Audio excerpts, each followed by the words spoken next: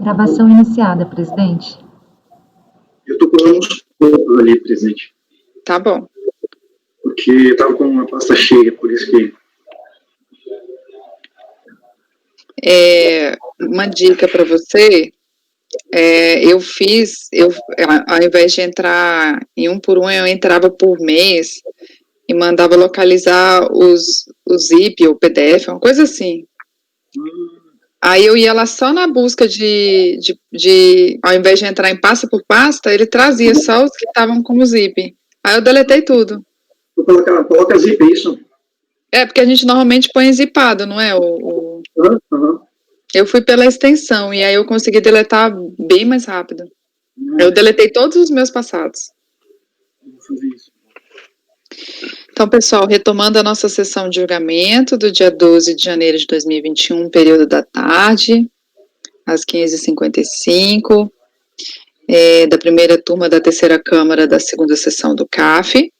Presentes os conselheiros Paulo César Macedo Pessoa, Wesley Rocha, Kleber Ferreira Nunes Leite, Fernanda Melo Leal, Cláudia Cristina Noeira Passos da Costa Develi Montes, Letícia Lacerda de Castro, Maurício Dauritim do Vale e Sheila Aires Cartacho Gomes, que votarão aí nessa sequência. Ressaltando que a doutora Cláudia está substituindo o doutor João, que está de licença aqui no nosso colegiado, como suplente, a doutora Cláudia. Nós vamos retomar a nossa pauta da tarde, item 50, Leonildo Riso, DR, Dr. Paulo César, ele é paradigma para o 51 e o 52.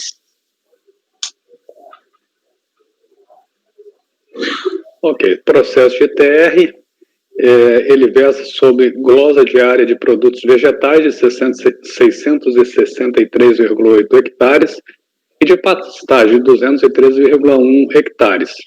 E também alterou o valor da terra nua declarado de 3 milhões e fração para 7 milhões e fração, apurado com base no menor valor por aptidão agrícola, indicado no CIPT, conforme informação recebida da Secretaria de Estado de São Paulo para os imóveis localizados no município de Cerqueira.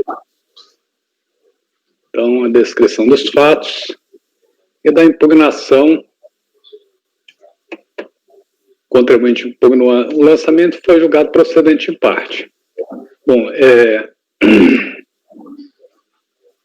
impugnado, ele reitera os argumentos da impugnação, aduzindo que o lançamento desconsiderou o laudo técnico apresentado, que faria prova da área total do imóvel, das benfeitorias, das áreas ocupadas com reflorestamento, das áreas ocupadas com pastagens. Refere-se ainda à suposta glosa de área de preservação permanente. Bom, vamos ao voto. Eu não conheço das alegações pertinentes a glosa de área de preservação permanente, seja por não ter sido objeto do lançamento, vídeo demonstrativo de apuração do imposto devido, a Zé Folha 6, seja por não ter sido objeto de impugnação tempestiva à exigência. Registro que o fato de ter havido manifestação da decisão recorrida acerca da inadmissibilidade do acolhimento da área de preservação permanente veiculada em laudo de avaliação do imóvel, apresentada após a impugnação, sem que haja sequer pedido do sujeito passivo requerendo expressamente a alteração da área originalmente declarada e que não foi objeto de glosa, não autoriza cognação alguma desse colegiado acerca da matéria. Bom, conheço as demais matérias. Eu rejeito a preliminar de nulidade do lançamento por suposto cerceamento do direito de defesa face ao arbitramento do valor da terra nua com base no CIFT, sem que tenha sido explicitada a metodologia do cálculo aplicado. Com efeito, não vislumbro nulidade alguma, vez que se trata de aplicação de preceito legal que vincula a autoridade administrativa e houve adequada fundamentação do arbitramento no instrumento do lançamento. Aí eu transcrevo aqui. Observo ainda que a possibilidade do arbitramento, bem como os critérios a serem aplicados, foram explicitados no termo de intimação de folhas 15 seguintes. Então, rejeito a preliminar. Coaduno com a decisão recorrida para rejeitar o pedido de perícia, pelos mesmos fundamentos que adoto como razões de decidir. Eu transcrevo aqui os fundamentos, efetivamente não cabe perícia, né? Para verificar os fatos que ele alega. Bom, eu rejeito as alegações de mérito pertinentes ao arbitramento do valor da terra nua. Não obstante as alegações defensivas, o lançamento decorreu da omissão do sujeito passivo em atender à intimação que lhe foi dirigida no curso da ação fiscal, oportunidade em que lhe foi facultada a apresentação de laudo de avaliação do imóvel, o que afastaria o arbitramento. Em consequência, a autoridade lançadora, vinculada ao princípio da legalidade, efetuou o arbitramento com base no artigo tal da lei tal, estipulando o valor de 7 milhões de frações, levando em conta o valor estipulado por hectare para a menor das aptidões agrícolas. Posteriormente, na fase de impugnação, o interessado juntou laudo técnico florestais indicando o valor da terra nua de 18 mil e tantos por hectares, comprovando cabalmente a subavaliação do imóvel. Do exposto, manifesto pela manutenção do arbitramento do valor da terra nua por não vislumbrar possível agravar a exigência em sede de julgamento do recurso voluntário. Ou seja, o laudo que ele apresentou indica um valor da terra nua ainda maior do que foi lançado. Quanto à glosa de áreas declaradas como utilizadas com produtos vegetais, de 663,8 hectares, entendo ter havido mero erro material na DIAT, que deveria tê-las especificado como áreas utilizadas com reflorestamento, cujo laudo técnico acostado às florestais, já admitido pela decisão de piso para outras finalidades, comprova a utilização de 575,6 hectares. Por oportuno, transcrevo o trecho do respectivo laudo. E está lá dito, o imóvel possui tantos hectares com plantio de eucalipto que representa tanto por cento da área total do imóvel. Por oportuno, registro que o referido laudo técnico é apto a juízo desse julgador a afastar os motivos declinados na decisão recorrida para rejeitar a dedução dessa área verbis. O que é a decisão disso? Para a comprovação da existência de área com reflorestamento, caberia ao impugnante apresentar os seguintes documentos referentes a essa área no período de 2008, no ano calendário de 2008. Notas fiscais do produtor, notas fiscais de insumos, laudo de acompanhamento de projeto fornecido por instituição competente, certidão de órgão oficial comprovando a área de reflorestamento, que comprovasse a efetiva atividade rural, não bastando para tanto a informação de que haveria uma área plantada com eucaliptos. Não trazida aos autos documentação conforme descrito, não cabe acatar a área requerida com reflorestamento de tantos hectares. Eu explicitei isso aqui para evitar embargos, entendeu? Porque numa situação semelhante aqui, eu sofri uns embargos. Com efeito, entendo que a afirmação do laudo da existência de área plantada com eucalipto de tantos hectares no tópico área de reflorestamento é bastante suficiente para provar a sua existência, no exposto manifesto pela admissibilidade da área comprovada com reflorestamento de tantos hectares.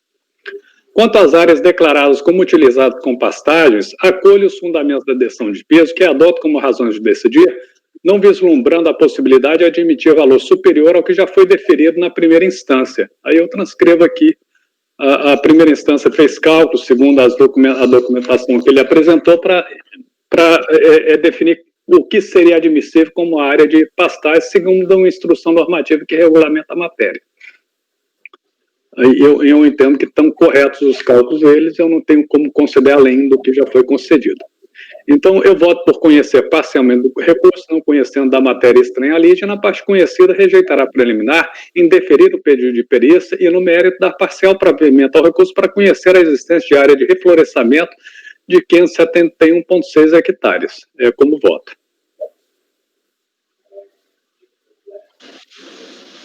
Ok, doutor Paulo. Alguém tem alguma ponderação, algum questionamento?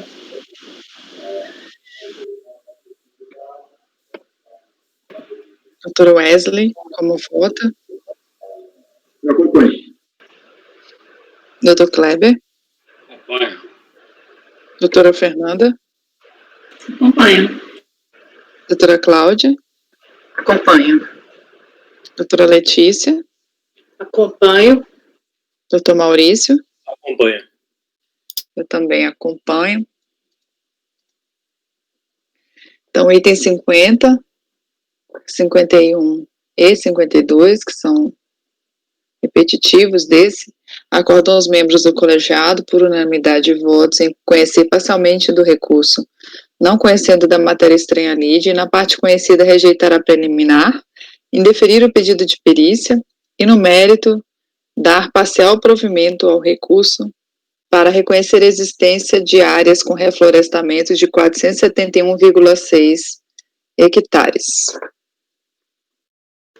571, né? 71,6 hectares. Isso.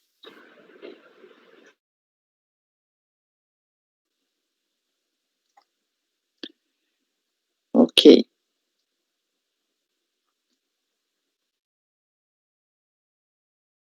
Passar para o próximo. O Dr. Wesley. Luzalite, item 53.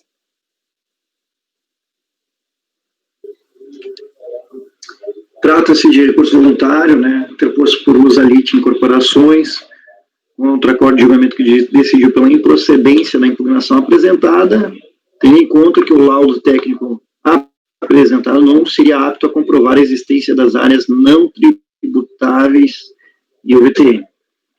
Então, de forma resumida, seriam essas a questão da decisão de primeira instância no tocante ao enquadramento legal. A recorrente foi intimada para comprovar o VTN declarado dos exercícios de 2005, sendo solicitado ali as documentações de praxe pela fiscalização, e a DJ julgou improcedente, alegando que o laudo técnico apresentado não atenderia os requisitos da norma da VNT. Em seu recurso de folha 195 seguintes, a recorrente apresenta a preliminar de nulidade do julgamento de primeira instância, tendo visto que não obedeceu o rito de instrução processual adequado, alegando ali o cerceamento de defesa, uma vez que não teria tido a oportunidade de apresentar documentos necessários na sua defesa. E no mérito requer o reconhecimento da desnecessidade de comprovação das áreas ambientais não tributáveis, referentes às áreas com reflorestamento, essências exóticas ou nativas, das quais alega princípios e regras que afastariam a tributação da exigência fiscal. Pede consideração do laudo de avaliação, informando que os requisitos formais da propriedade, objeto de autuação, teriam sido preenchidos. Bom, na questão da preliminar, eu não estou acatando as argumentações da recorrente. O processo administrativo fiscal teve seu rito adequado aí cumprido, com as defesas apresentadas pela recorrente em sede de impugnação e recurso voluntário, bem como ela indicou aí, teve ciência do auto de infração e indicou, né, os elementos para a sua defesa. No valor da terra nua, eu também não estou acatando, porque não atingiu o grau de fundamentação 2, em virtude da utilização de fatores de homogeneização fora do intervalo compreendido entre 0,80 e 1,20, consoante o item 9.23 das normas da BNT ali. Então, não estou acatando também o laudo e acompanho a decisão de primeira instância, e o conjunto probatório dos autos não permite que seja afastada a acusação fiscal, na qual é ônus do contribuinte produzir as provas necessárias das suas alegações. Pelo exposto, eu voto por conhecer do recurso voluntário e não acolher as preliminares de cerceamento de defesa, e, no mérito, negar provimento ao recurso. Ok. Alguém tem algum questionamento? Doutor Paulo? Acompanho. Doutor Kleber? Acompanho. Doutora Fernanda? Acompanho. Doutora Cláudia? Acompanho. Doutora Letícia? Acompanho. Doutor Maurício? Acompanho. Eu também acompanho. Então, Luzalite, 53 da pauta, acorda os membros do colegiado por unanimidade de votos em rejeitar as preliminares e negar provimento ao recurso. Seguindo para o item 54, também do Dr. Wesley, Ana Dulce Cavalcante de Melo. Presidente, antes de ler este voto aqui, eu gostaria que os colegas pudessem talvez dar uma olhadinha. Eu não achei a tela do CIPT. nesse processo. É do 54. 54. Eu não achei no processo, olhei e não achei. De repente eu posso ter passado por batido, mas eu não consegui localizar, daí seria o caso talvez de converter em diligência, né? Sim, sim. Se puderem dar uma olhadinha. Ele questiona, é só o CIPT, eu nem abri o processo, mas... Na verdade, esse aqui, ele é um crédito tributário.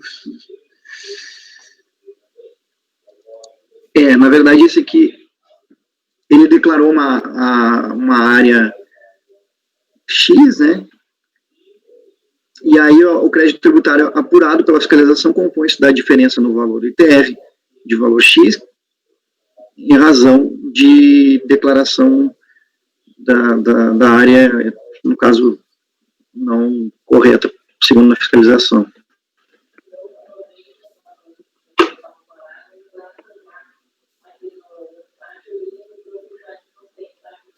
E aí, na verdade, era para ele apresentar o VTN também, né? E aí, como é o VTN em específico... Na própria fundamentação do lançamento aqui, na notificação do lançamento, na complementação da descrição dos fatos, eu acho que ela já esclarece, entendeu? Diz aqui, como não apresentou justificativo do valor condizente pela terra, nua, visto que os valores tributados em soberania estão abaixo dos dados econômicos e tal, do Estado, que varia entre 7.851 a 9.915 culturas e lavouras em hectares para o município de Uberaba, para as declarações tais. No presente caso, o valor considerado foi o menor entre eles, 7, 8 e tal. Então, aqui já está dizendo que foi considerada a menor das aptidões agrícolas, entendeu? Então, teve aptidão. É. Porque quando é o valor médio, ele não cita dessa forma, né? Quando ele considera o valor médio. Não precisa da tela, então, do CIPT ali. Eu acho que não, isso aqui tem fé pública, entendeu? Se foi declarado que foi feito dessa forma e o contribuinte não contestou dizendo que isso aqui não, que esses valores estão incorretos, eu acho que eu não tenho dúvida de que são eles, que foi considerada aptidão agrícola. Então, eu vou passar a fazer o relatório e o voto, presidente. Ok. Já colocado pelo próprio Dr. Paulo, a falta de comprovação do VTN declarado ensejaria ali o arbitramento pelo sistema de preço médio. Devidamente intimado, a recorrente não apresentou os documentos para afastar, a princípio, a acusação fiscal do VTN. No seu recurso, o recorrente apresenta as mesmas alegações de primeira instância, requerendo o cancelamento integral da auto-infração, aduzindo o seguinte: valores de referência do ITR acima do valor real aferido, exclusão da base de cálculo das áreas de preservação permanente, inexigibilidade do ato declaratório ambiental, penalidades confiscatórias, efeito de confisco, princípio da verdade material. Quanto ao valor da terra nua, o contribuinte foi intimado para apresentar o laudo e não o fazendo, né, sofre a exigência por meio do CIPT. Então, como eu tinha colocado, presidente, eu vou acompanhar a decisão de primeira instância, nesse caso, e vou, porque na verdade a autuação gira em torno do VTN, tá?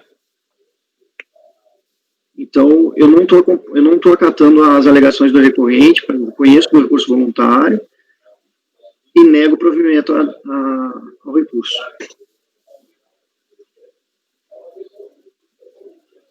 Ok. Deixa eu só pegar aqui. Ele não apresentou laudo, não é isso?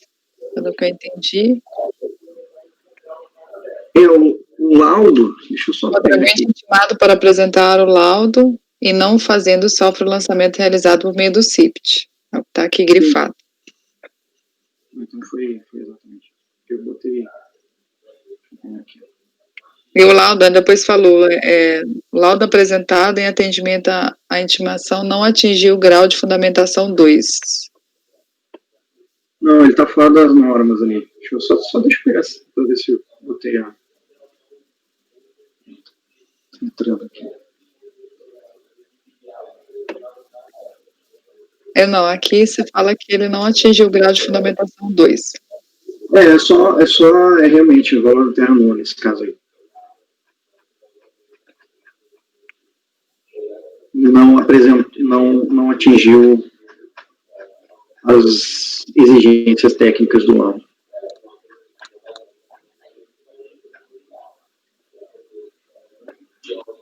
Que é negar provimento. Aqui você colocou rejeitar preliminar, mas eu não vi preliminar, não.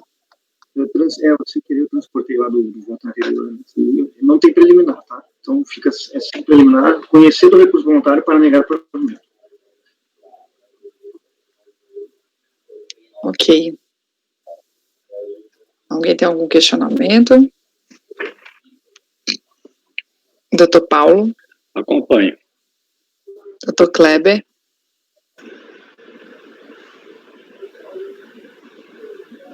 Acompanho. Doutora Fernanda? Acompanho. Doutora Cláudia? Acompanho. Doutora Letícia? Acompanho. Doutor Maurício? Eu acompanho. Eu também acompanho. Então, item 54, Ana Dulce, acordam os membros do colegiado por unanimidade de votos em negar provimento ao recurso. Presidente, tem no recurso voluntário, sim, a questão da multa do efeito confiscatório. Tá? Então, conhecer parcialmente. Isso, conhecer parcialmente. Então, deixa eu colocar aqui.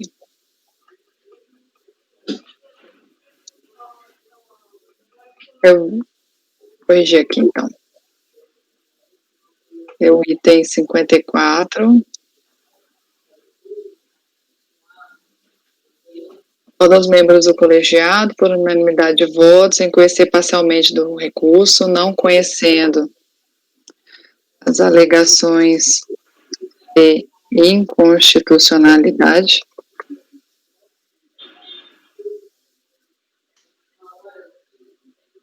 na parte conhecida, negar-lhe provimento.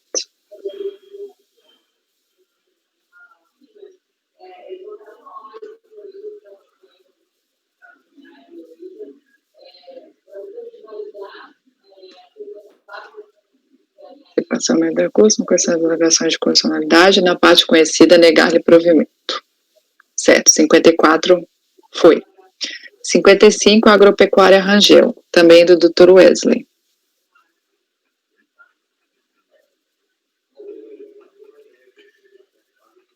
Trata-se de recurso voluntário apresentado pela Agropecuária Rangel. Do acordo recorrido se extrai contra o interessado acima qualificado foi emitida a notificação de lançamento, por meio da qual se exigiu-se o ITR, exercício 2006, no valor X, relativo ao imóvel rural denominado Fazenda 7 de Setembro. Constatou-se da descrição do enquadramento legal, a fundamentação que amparou o lançamento e as seguintes informações, em suma, que após intimado do sujeito passivo não comprovou a área ocupada com benfeitorias, bem como deixou de comprovar por meio de laudo técnico do imóvel o valor da terra nua declarado. Por isso, no documento de informações e apuração, esses itens foram alterados, sendo o valor da terra nua arbitrado com base no CIPT previsto para a localização do imóvel em 2006. No recurso voluntário, preliminar de ausência de laudo de avaliação parte da Receita Federal e assim impede o cancelamento da autuação. Alega que não foram deduzidos os impostos já pagos, alega que o VTN está acima do valor de mercado e informa que, junto ao laudo técnico, que estão dentro das normas vigentes exigidas pela fiscalização. Também tem o efeito de confiscatório da cobrança do imposto. Na questão da preliminar arguida, alega a recorrente que a Receita Federal deixou de apresentar o laudo técnico com valores referenciais da terra nua para fins de exigência, sem razão a recorrente. A legislação determina que a responsabilidade do recorrente providenciar o laudo técnico por profissional habilitado e não incumbência do fisco tal procedimento. E aí, em que pese ter analisado em forma de preliminar, eu trato a matéria aqui como matéria de mérito. Então, passando ao valor da terra nua, Para efeitos da apuração do VTN, é verificado o conceito de imóvel, que é definido por a natureza ou ascensão natural, compreendendo o solo, suas superfícies e a respectiva mata nativa. Né? Não atingiu, o recorrente juntou um laudo de avaliação nas folhas 47 seguintes, em que, segundo a decisão de piso, não estaria dentro das formalidades exigidas para seu acatamento. E aí, ele fala, na decisão de primeira instância, ela diz o seguinte: o laudo de avaliação do imóvel, apesar de ter sido emitido por engenheiro agrônomo, não será aceito por não ter utilizado, no mínimo, 5 dados de mercado efetivamente utilizados, né, transações necessárias para a caracterização do laudo como sendo grau 2 de fundamentação e precisão, conforme determina o item 9.235 das normas ali da BNT. Desta forma, estaria incompleto, né, e por isso que estaria sendo mantido o VTN de 5.000 por hectares ali. Assim, com a alteração da área total considerada no lançamento para a área 3.509,7 hectares, a alteração proporcional do VTN do imóvel com base no CIPT de 16.776 para 15.298. E, consequentemente, o grau de utilização é líquido de cálculo conforme consta do lançamento, 93,0 e 0,30, apura-se a diferença do imposto a ser exigido. Entretanto, a recorrente junta e faz recursal novo laudo de avaliação por engenheiro agrônomo florestal devidamente habilitado, obedecendo a critérios exigidos pela legislação, conforme se constata dos documentos juntados nas folhas 146 e seguintes, possuindo o padrão exigido pelas normas da BNT, da qual possui o requisito do disposto no item 9.2.15 da BNT, que dispõe para que o enquadramento dos graus 2 e 3 é obrigatório que o laudo contenha no mínimo 5 dados de mercado efetivamente utilizados. Os dados de mercados coletados, no mínimo 5, devem ainda se referir a imóveis localizados no município do imóvel avaliado, na data do fato gerador, e folha 164.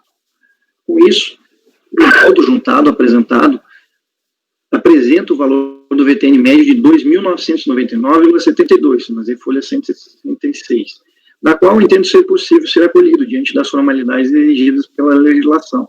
Assim, atentando ao princípio do formalismo moderado, verdade material ampla, ampla defesa e contraditório, acato o valor informado em laudo técnico apresentado pelo profissional habilitado. Pedido de ressarcimento, pede a recorrente ressarcimento da quantia de R$ 364,54, da qual entende que teria pago a maior pelo imposto devido. Ocorre que os pedidos de ressarcimento, restituição e compensação devem ser feitos em processo administrativo específico e não pela notificação de lançamento fiscal exigido. Pelo exposto, voto por conhecer do recurso voluntário não acolhendo a preliminar arguída para no mérito dar parcial provimento a fim de que seja considerado o VTN de 2.999,72, mantendo as demais disposições do lançamento fiscal.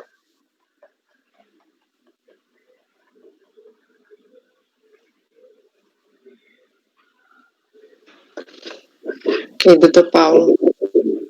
Eu estou procurando aqui, mas se o Wesley já souber, ele apresentou algum laudo técnico com a impugnação? Pelo que eu entendi, deve ter apresentado. Sim, apresentou. Que a DRJ contesta o laudo.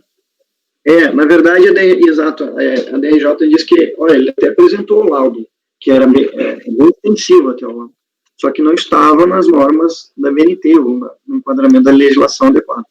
Aí ele, a princípio, pelo que percebe-se, ele contratou aí um engenheiro florestal para realmente fazer frente a essa decisão da DRJ, já que ele entende que o VTN médio estaria acima do...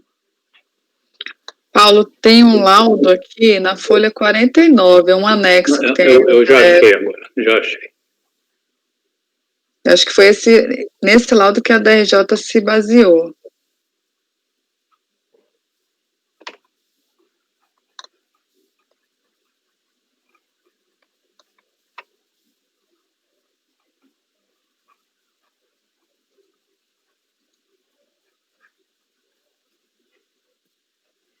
E aí ele juntou um outro ali nas folhas 166. Na verdade, a folha 166 é onde dá o VTN médio. Na folha 164 é onde ela apresenta cinco referências, né, de avaliação dos imóveis.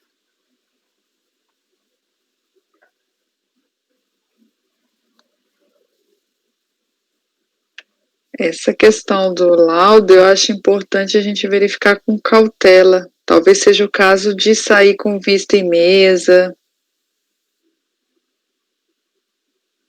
ou uma vista coletiva, ou vista individual. Como é bem questão de prova, assim, acho que... É uma questão de prova, é uma prova bem complexa, né, que a gente tem que dar uma olhada com mais cuidado.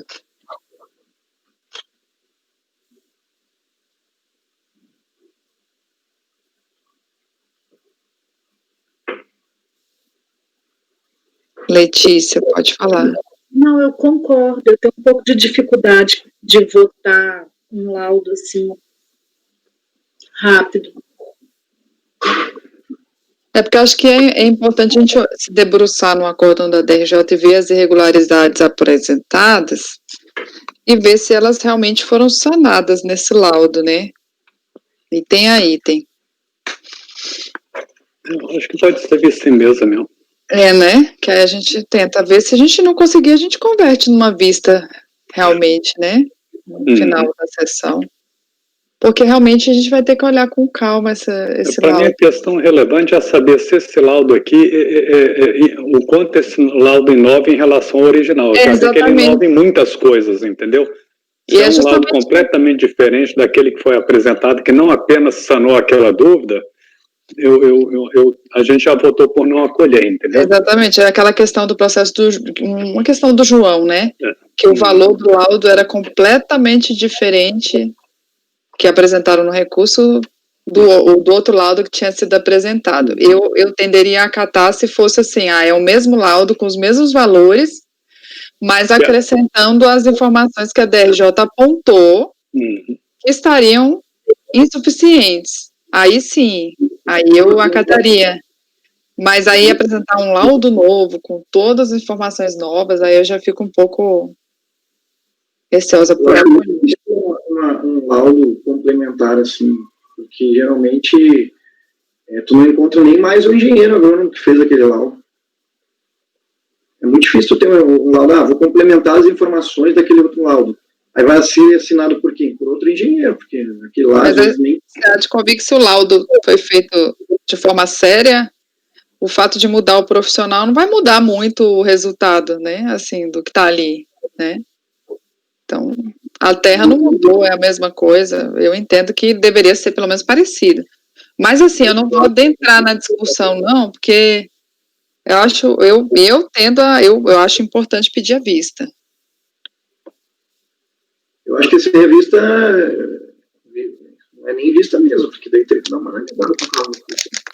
Bom, aí, se alguém quiser pedir a vista, a gente pode fazer vista individual, coletiva, enfim. Acho que por hora, ser vista de mesa, a gente decide até o final. Pode ser. Então, eu vou colocar esse item aqui em vista em mesa, ok?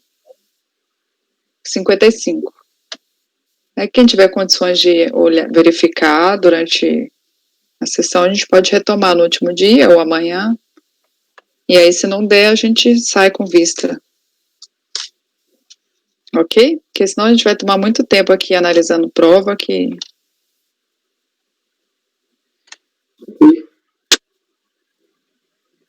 Eu vejo um problema desse laudo aqui, para começar, que ele tem um valor de terra nua menor do que ele pediu no laudo na impugnação, entendeu?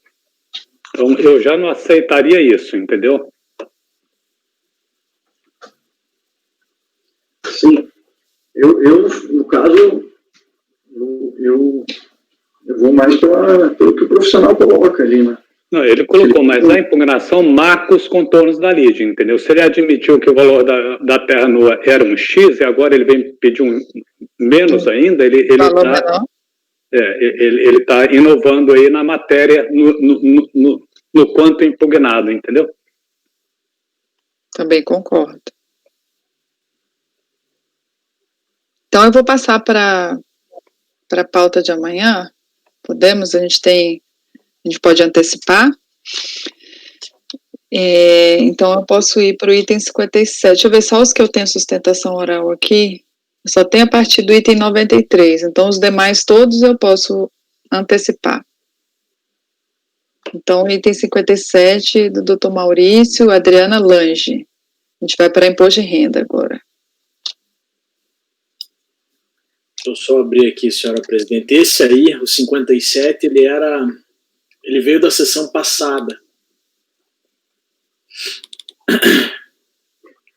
É um caso de omissão de rendimentos. Posso começar?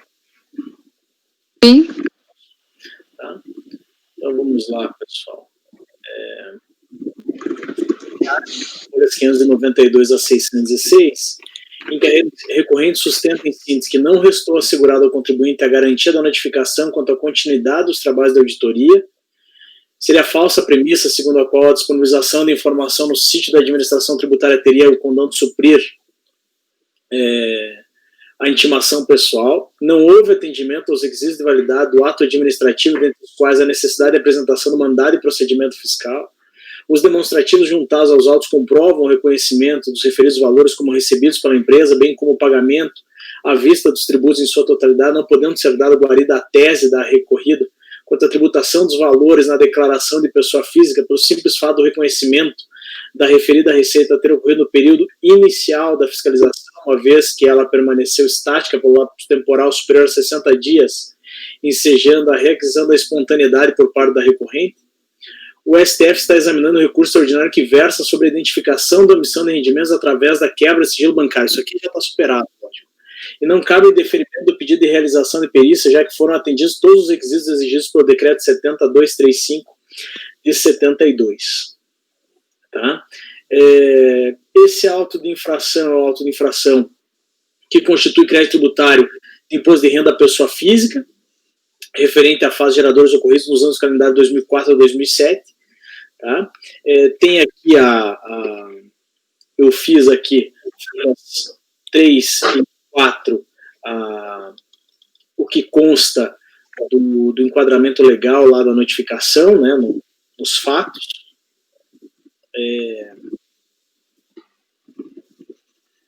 O relatório da ação fiscal, ainda folhas 500 a 510, menciona que a contribuinte movimentou recursos em instituições bancárias em montante superior a 12.300.000 no período fiscalizado e, no entanto, indicou somente 1.800.000 de rendimentos nas declarações de imposto de renda à pessoa física. Tá? Nesse mesmo documento, há o histórico dos procedimentos fiscais efetuados em face da recorrente.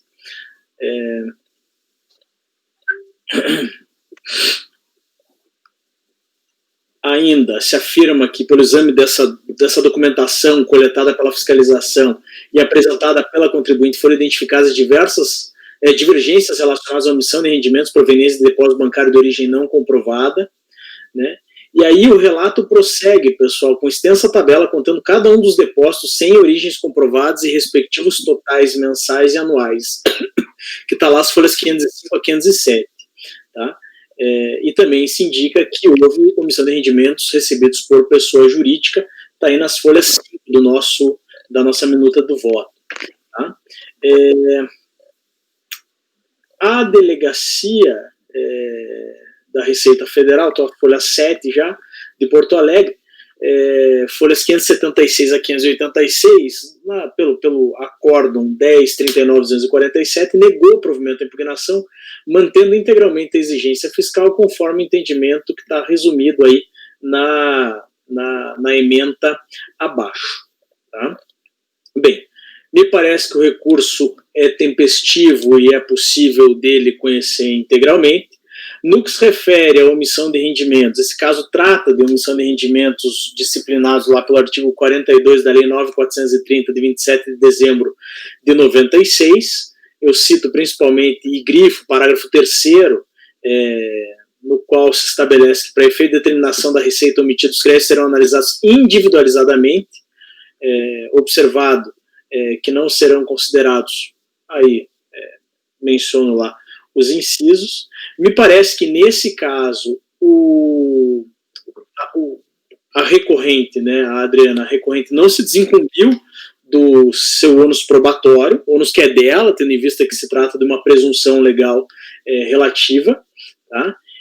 Cito também a súmula CARF 26 e cito também, eu acho que é importante que vocês deem uma olhada, o que consta da decisão da DRJ, folhas 582 a 586, que de fato mostra que a recorrente não comprovou a origem desses recursos de modo individualizado. Então, fala dos depósitos bancários, né, fala da omissão de rendimentos recebidos de pessoas jurídicas, e, portanto, me parece que por não ter se desincumbido, a recorrente não tem razão. Depois, abaixo, vou inverter o voto depois na versão final, foi um equívoco meu, me parece aqui que ela de fato não, eu falo sobre aquele princípio da verdade material do ônus da prova, né? Nesse caso específico, não tanto para reiterar que ela não se desincumbiu do seu ônus probatório, mas principalmente para dizer que, me parece, não há motivo para o deferimento da realização de perícia aqui, ou de diligência, como ela pediu. Ao contrário do que ela alega, me parece que ela ignora o prescrito lá pelo artigo 16, de 6 de março, do decreto 7235, de 6 de março de 72, tá? E recorro aqui às folhas 586 lá do acórdão da DRJ. Em relação ao pedido da contribuinte para que seja efetuada uma perícia, verifica-se que não existem razões capazes de justificar a realização dela. A perícia é um meio de prova, tal. Além disso, o pedido de perícia efetuado pelo contribuinte não atende aos requisitos fixados pelo inciso 4º e parágrafo 1º do artigo 16 do decreto 7235. Então, por desatender os requisitos fixados pelo dispositivo acima citado, não se considera formulado o pedido de perícia realizado, o pedido de realização da perícia. Diante disso, me parece incabível o deferimento nesse momento processual da realização da prova pericial. Então, diante de todo o exposto, eu nego o provimento ao recurso, negando também o pedido de realização de perícia. Nesses casos de omissão de rendimentos, eu tenho adotado uma postura bem firme, por assim dizer, porque me parece que o parágrafo 3º me marcou muito que o Paulo disse uma vez. O Paulo uma vez frisou, numa das reuniões passadas, olha, a demonstração tem que ser individualizada. Se não for individualizada, como estabelece a lei, não é possível o deferimento, não é possível flexibilizar. E me parece que ele tem razão. Me parece que pela leitura do artigo 42 não é possível flexibilizar. E não havendo a comprovação individualizada de cada um dos depósitos, o contribuinte não se desincumbiu do seu ônus probatório, que nesse caso, sem sombra de dúvida, é dele pela disposição específica lá do artigo 42, que estabelece essa presunção legal relativa.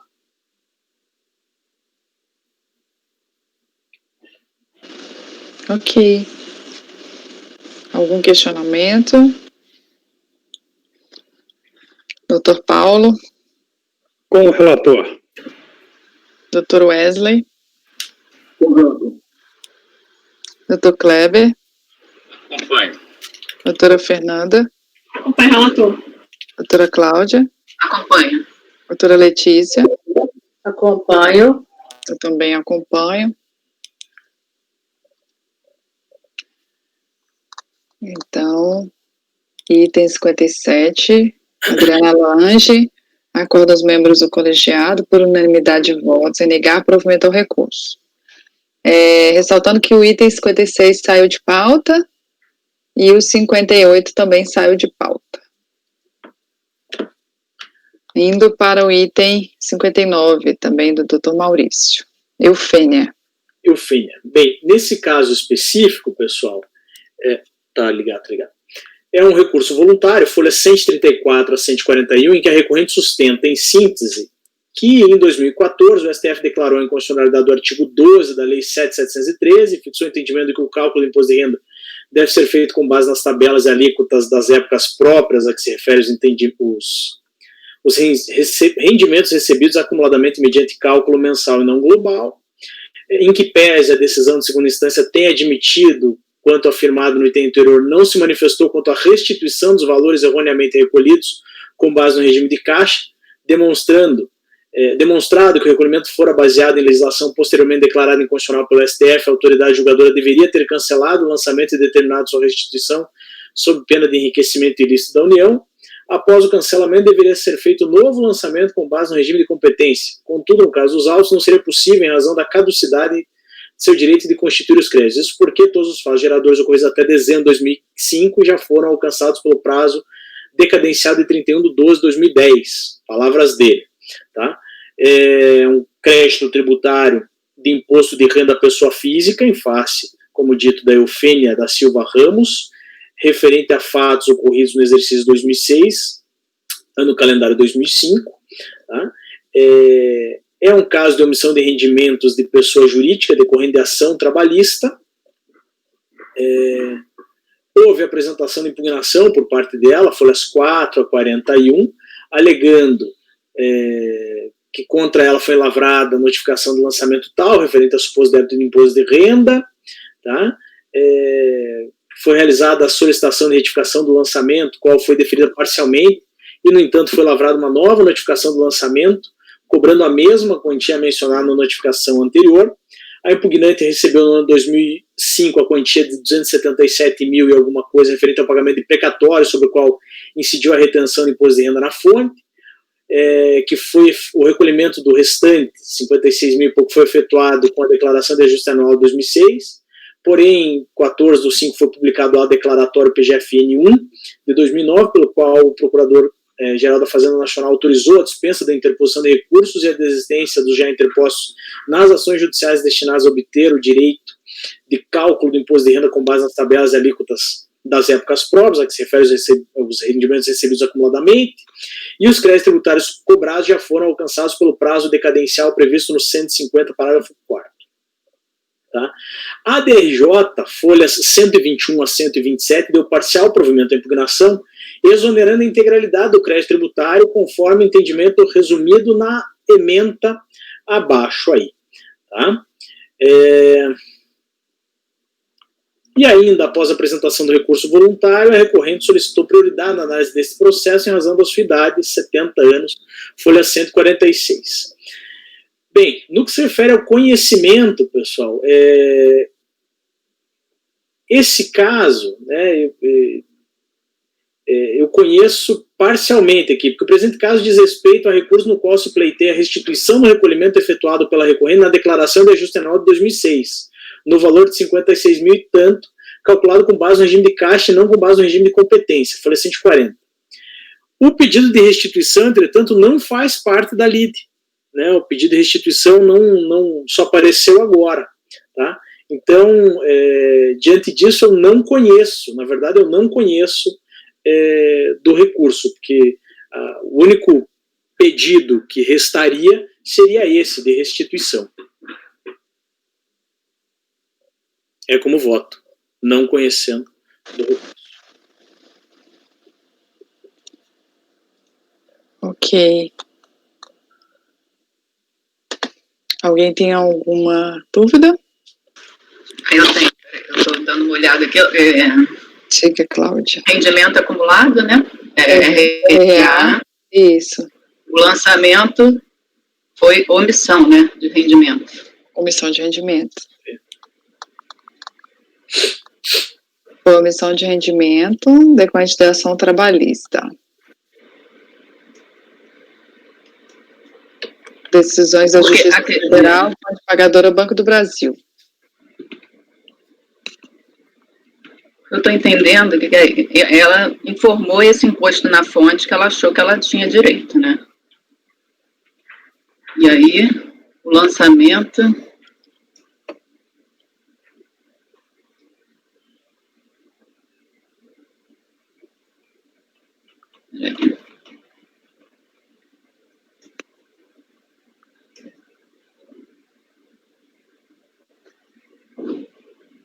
Não estou entendendo bem o que ela quer, não.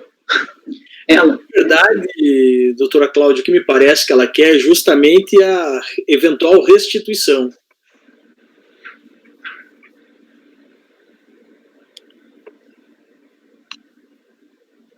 Só que esse pedido de restituição apareceu tão somente no recurso.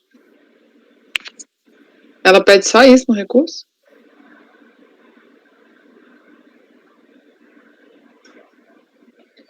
É que as outras coisas que ela pediu, Sheila, pelo que eu entendi aqui, foram deferidas pela DRJ. Pois é, isso que eu não estou entendendo. Isso que eu não estou Pelo que entendendo. eu entendi, ele está pedindo a questão do regime de competência, não é isso? O presente caso diz respeito a recurso no qual se pleiteia a restituição do recolhimento efetuado pela recorrente, no valor calculado com base no regime de caixa, e não com base no regime de competência. Eu não sei, aí eu tenho que dar uma lida no recurso, mas... O julgamento proposto aí está correto, entendeu? Uhum. Ela obteve uma decisão favorável, integral, o pleito dela foi integralmente acolhido em primeira instância, e ela vem no recurso voluntário dizendo, não, mas não me deferiram a restituição do valor que eu recolhi na DIRPF original. Ora, isso não é objeto do lançamento. Não. Ele está aqui pedindo uma restituição de 56 mil, quebrados, frações que não foi pedido em lugar nenhum. Isso não é objeto de lite mesmo. Ah, então, eu não conheci mesmo. Sério, agora eu entendi. Tá certíssimo. Ok. Doutor Paulo? Acompanho. Doutor Wesley? Eu acompanho. Doutor Kleber? Acompanho. Doutora Fernanda? Acompanho. Doutora Cláudia? Acompanho. Doutora Letícia? Acompanho. Eu também acompanho. Então, acordo aos membros do colegiado. Foi o item 59, né? Isso. Por unanimidade de votos em não conhecer do recurso.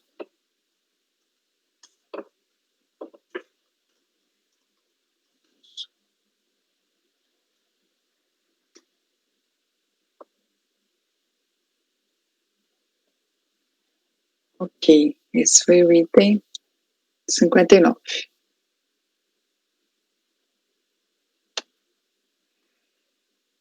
Indo para o item 60. Acho que o Dr. Wesley saiu um pouquinho aí. A gente vai para o item 60 da doutora Letícia Francisco Marques, mas a gente tem que checar se o Dr. Wesley está aí para não...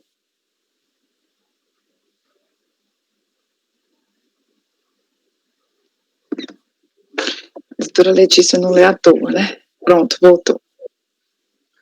Bom, Item 60, Dr. Wesley, da doutora Letícia.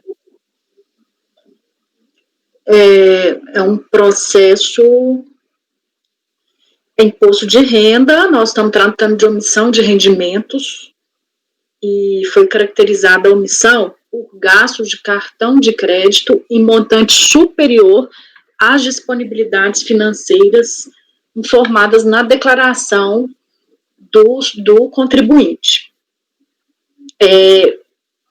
Eu tenho, a partir das folhas 11, vários extratos bancários que o recorrente juntou, com todas as operações de crédito, do cartão de crédito dele, o relatório fiscal, foi apresentada a impugnação com mais documentos da pessoa jurídica dele, porque, assim,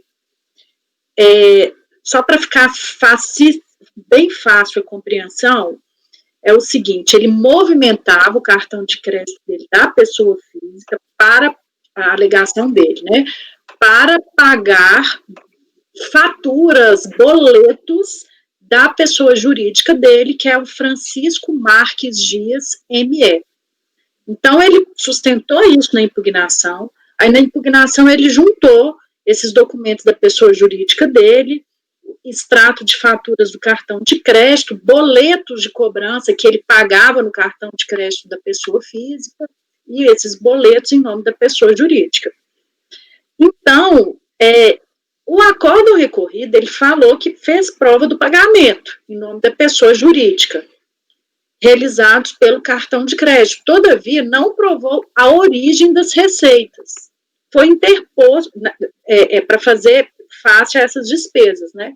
Foi interposto um recurso voluntário que sustenta, que não tem acréscimo patrimonial, isso que eu falo, ele pagava faturas da empresa dele, Francisco Marques Dias ME, junta os documentos,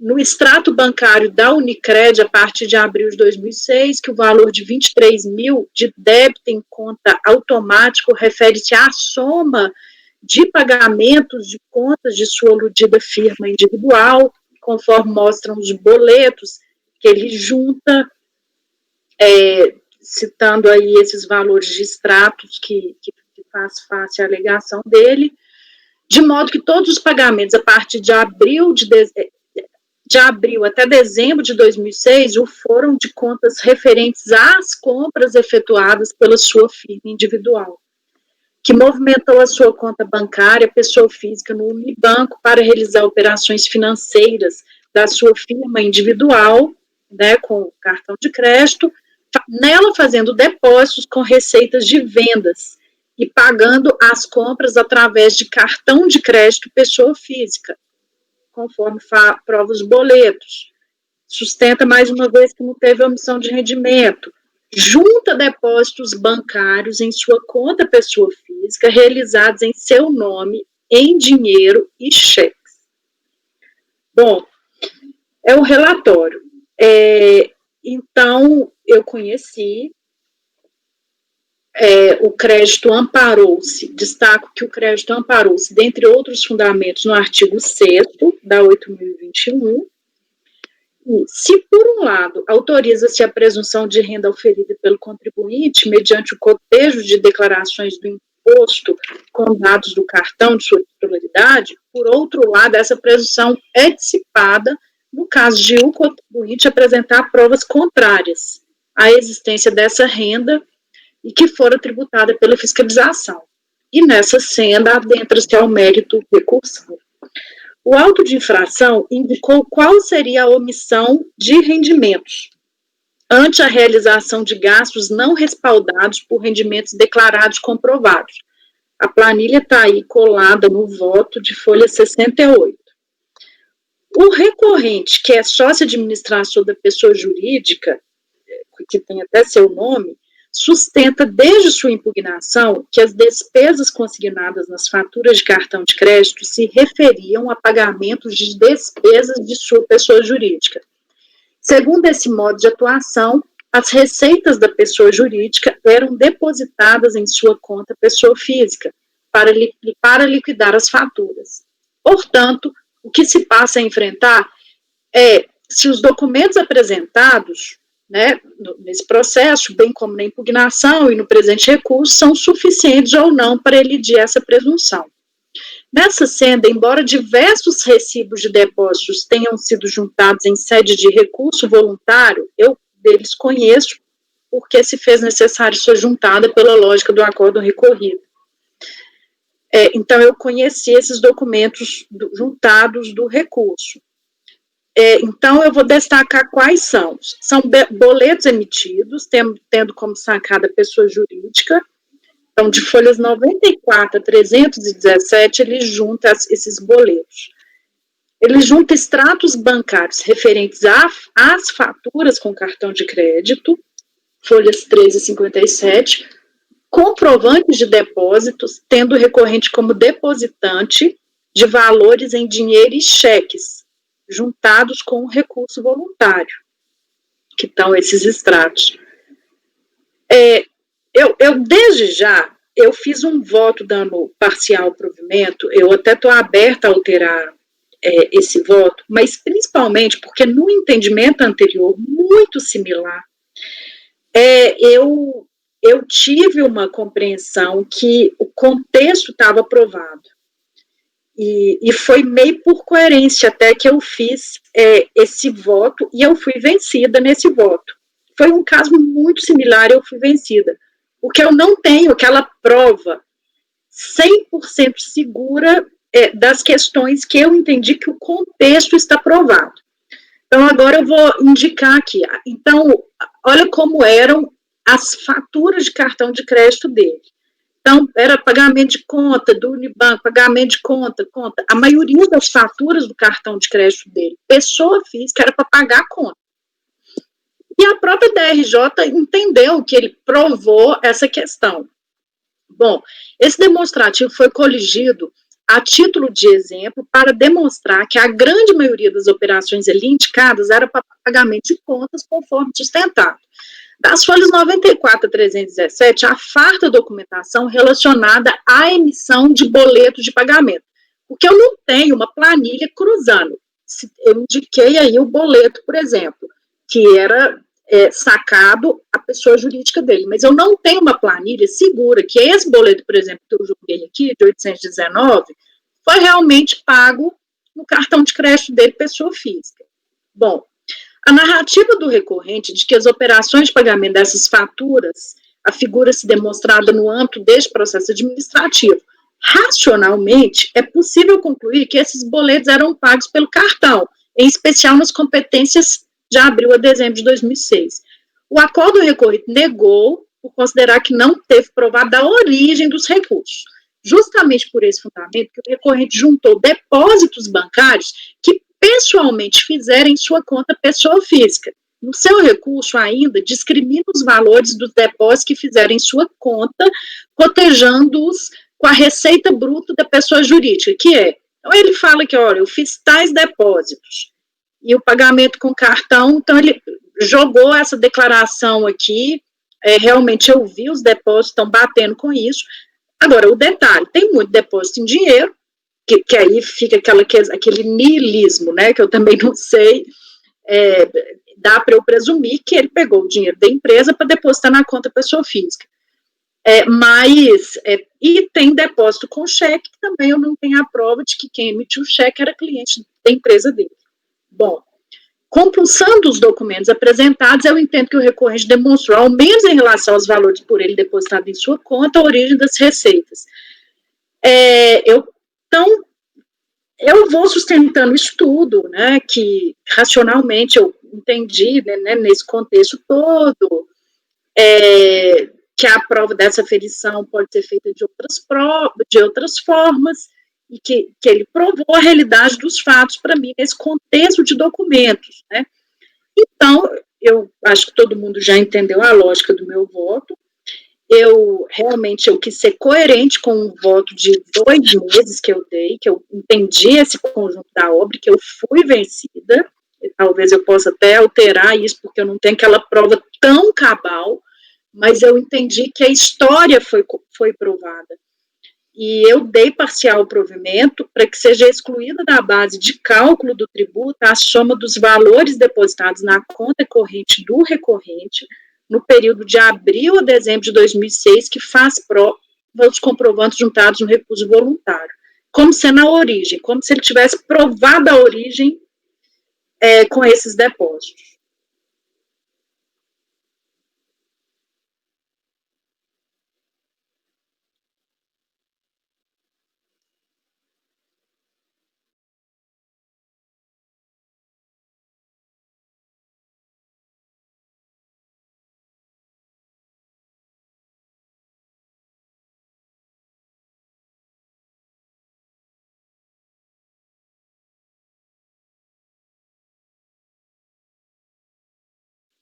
Tá sem som, Sheila. Oh, desculpa.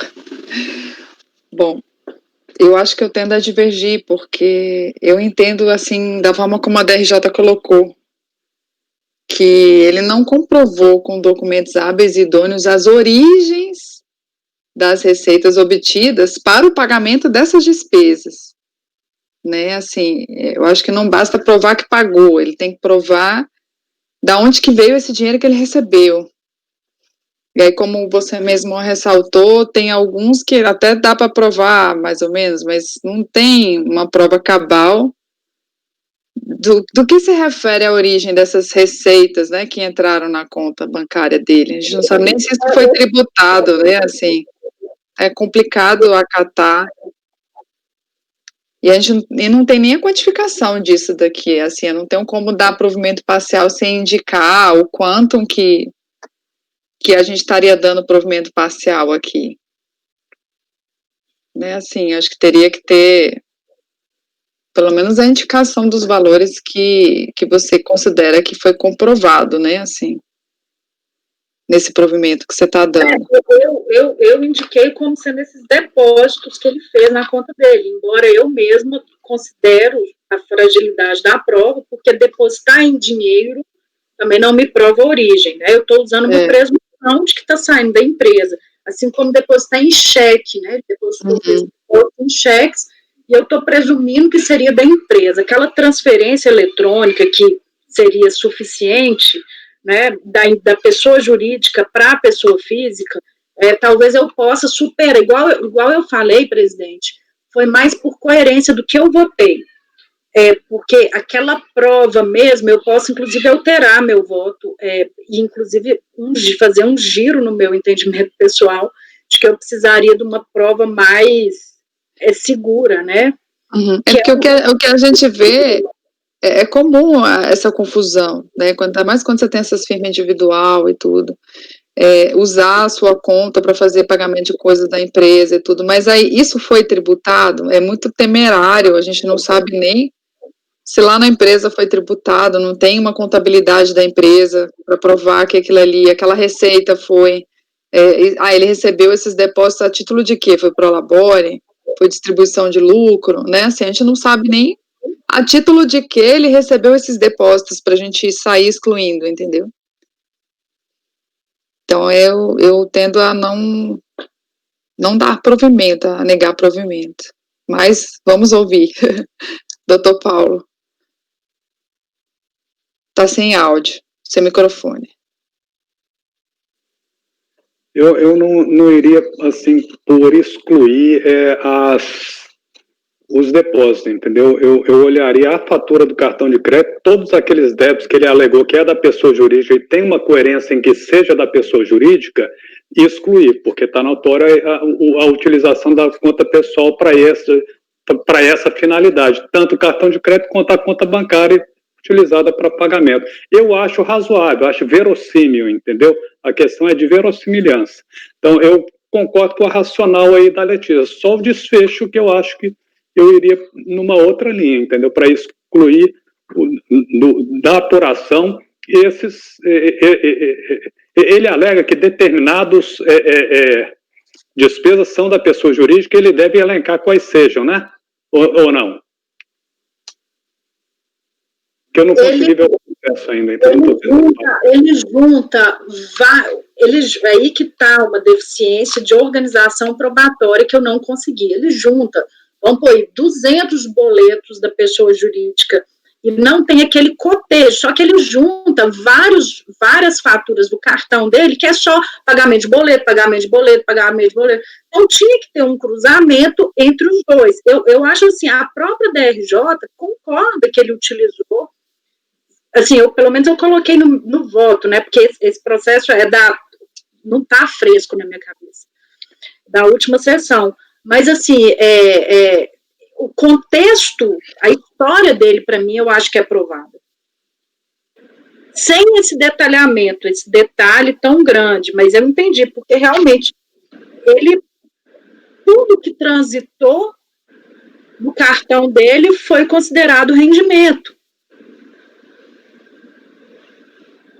O que eu entendi é acréscimo, né? Ele teve esse dispêndio, está comprovado que ele pagou o cartão de crédito. Aí ele vem e mostra, mas isso aqui foi para pagar esse boleto da empresa. Mas espera aí, a empresa te repassou esse dinheiro? Isso é que ele não faz essa prova, que recebeu da empresa para fazer esse pagamento. É uma microempresa. Então, considera que foi um rendimento, ele usou um rendimento dele e daí é a omissão para cobrir essa despesa. Ele não comprovou os recebimentos da empresa, né? A gente não sabe que é uma microempresa dele mesmo e ele depositou em dinheiro, entendeu? Na conta dele. Vários depósitos em dinheiro feito por ele, entendeu? Então, eu acho verossímil, juntando isso com o fato de o cartão de crédito é utilizado para pagar, para solver débitos da empresa, entendeu? Eu aceito excluir tudo isso aí que ele alega ser despesa da pessoa jurídica e é coerente, entendeu? você, nessa amostragem que você fez, boletos em geral são da empresa, tira todos os boletos, entendeu? É o que eu faria. Mas aí você vai tirar a despesa e aí não vai cotejar com nenhuma receita? A despesa não é dele, a questão é que o gasto não é dele, entendeu? Uma firma individual, a confusão é presente em qualquer uma delas, entendeu? Mas é comum também ele não declarar nada que ele recebe de lá, então... Não, mas eu acho que no mínimo os pagamentos que se refere à pessoa jurídica são rendimentos que vieram da pessoa jurídica, entendeu? Não dá para dizer que isso é omissão dele. E também não é objeto daqui desse processo a gente saber se ele foi fiscalizado ou não na pessoa jurídica. Isso aí é uma questão, para mim é irrelevante. Eu só acho, assim, eu só não tenho a prova mesmo, falar, ó, essa fatura que eu paguei, que foi a base do lançamento, que está discriminado, isso quer dizer da despesa, tipo assim, não tem ele não fez aquele cotejo, mas ele juntou prova demais. Eu acho que o conjunto está provado. E aí, qual seria a sua sugestão, Paulo? Porque não está quantificado isso. Eventualmente, talvez, fazer uma resolução para que se quantifique isso, ou usar esse critério, tipo, ela identificou, boleto, tal boleto se refere a tal pagamento, tal boleto, então, por amostragem, você consegue inferir que os valores constantes da fatura, os lançamentos da fatura consignados como boleto, em regra, são da pessoa jurídica, é razoável inferir que todos os demais também o sejam, entendeu? É um tipo de raciocínio que poderia ser desenvolvido. E eu acho que você já desenvolveu ele no seu voto, entendeu? Para chegar nessa conclusão. Então, esse mesmo raciocínio você pode utilizar para inferir acerca de todos esses valores lançados como pagamento de boleto, entendeu? Que os boletos que se reportam lá, que estão indicados, não são rendas. Logo, não podem ser considerado renda. Não é despesa pessoal dele, né? É despesa da pessoa jurídica, de se supor que tenha tido o aporte da pessoa jurídica, entendeu?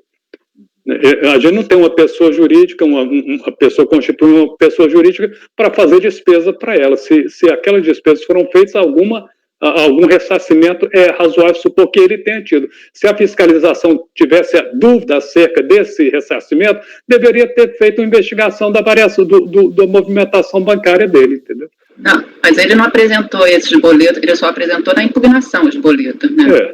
Ele fez recurso, né? Eu acho que foi no recurso, não foi, não? Não, na impugnação, isso não foi acolhido. No recurso ele não trouxe nada. Ele não fez, porque eu estou vendo assim, a omissão foi de 20 mil, né, por mês, pagamento mensal, e os boletos são assim, 300, 100 e pouco, representa muito pouco, não é isso? Ou não? Ou eu estou olhando... Tem que ver mais, entendeu? Do processo, né? Porque eu acho assim, que os pagamentos mensais do cartão, acho que a partir de determinado mês era 20 mil, 30. E os boletos que ele traz, não tem nenhum gasto significativo. E onde é que está a vinculação desse pagamento desses boletos com cartão? Esse parece que a Letícia fez alguma vinculação aí, não fez, Letícia? Tá no voto, eu lembrava de ter visto no voto.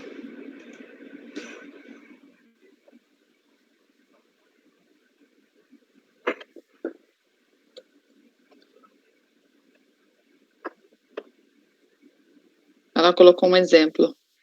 Botou a fatura do cartão. E aí colou aqui um boleto de 819,31. Ele apresentou extratos bancários para fiscalização no curso da ação fiscal. Viu? No item 2 do relatório, quando eu cito o que ele alega, ele fala aí dessa questão de 23 mil. Porque eu peço desculpa, porque realmente isso é do meu mês passado. Mas, por exemplo, no extrato bancário da Unicred, a partir de abril de 2006, o valor de 23 mil de débito em conta automático refere-se à soma de pagamentos de contas de sua aludida firma individual, conforme mostram os boletos anexos, sendo primeiro... Aí ele vai falando isso tudo no recurso voluntário, e assim sucessivamente. Eu realmente não fiz essas contas. Você entra nas faturas do cartão de crédito, lá está pagamento de conta no banco, pagamento de conta no banco, pagamento de conta, e um ou outro lançamento menor, entendeu? Mas o maciço deles são esses boletos aí, pagamento de conta.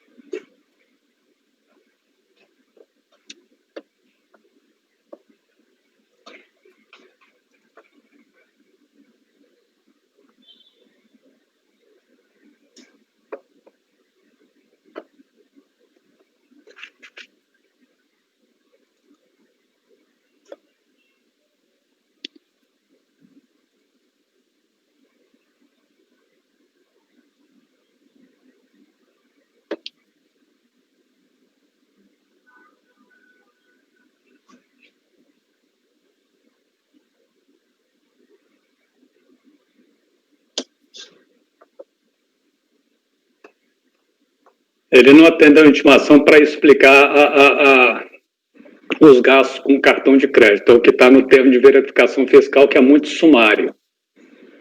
São 2 páginas nas folhas 64 e 65.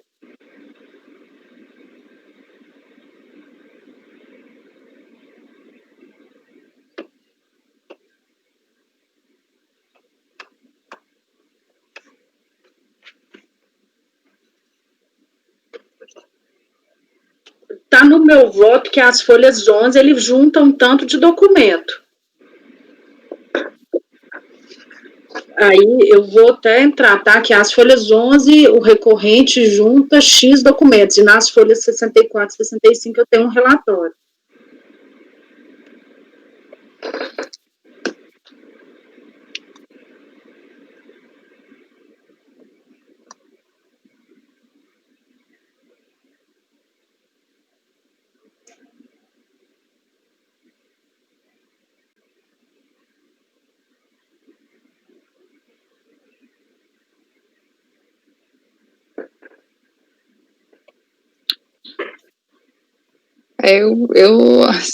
Eu fico meio assim que a DRJ analisou esses documentos, fala que vários boletos bancários do sacado foram pagos com a utilização do cartão de crédito de sua propriedade, ok.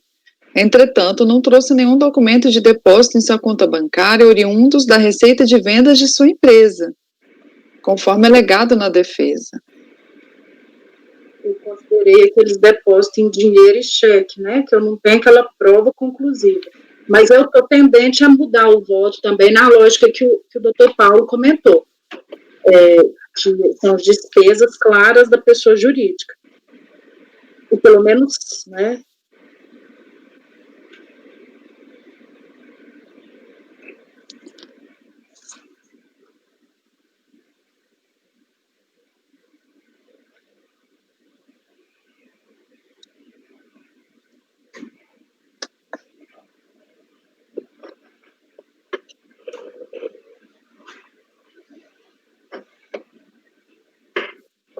Aí, nesse entendimento, você daria provimento total, é isso?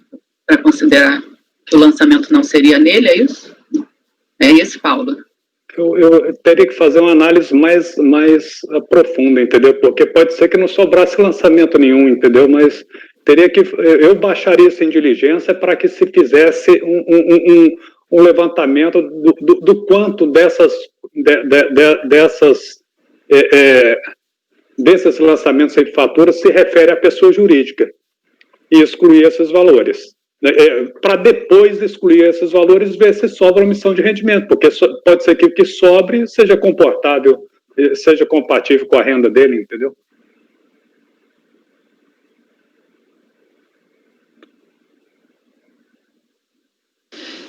Eu acho mais prudente fazer uma diligência, que não dá para a gente decidir sem ter nenhum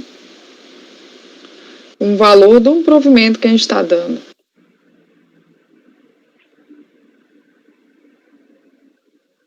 E tendo em vista que a fiscalização sequer analisou esses documentos, só foram anexados em sede de impugnação, eu acho que caberia um pedido de diligência, uma resolução, né, uma diligência para a fiscalização se pronunciar. Eu acho que sim. Porque o lançamento foi em função da omissão dele em atender a intimação. Não tem nenhuma fundamentação disso aqui, da análise desses documentos. Aí o fiscal se pronunciar em relação a esses documentos, né? Se a gente seguir, por exemplo, manter o meu voto, ou mesmo alterando nessa questão dos boletos, a conclusão seria dar provimento total, e eu não tenho legitimidade para isso, probatória nenhuma, seria uma irresponsabilidade da minha parte, né, porque são documentos que eu nem conheci, nem enfrentei, nem quero fazer, né. Aí teria que ter um valor, né. Eu fico até impedido de dar provimento total, né, por isso que no voto eu falei, não, eu vou tirar esses depósitos. E na hora da unidade preparadora executar isso aqui, ela não vai nem ter como saber se ela está dando provimento para excluir a soma dos valores depositados. Ok, quais, né, assim.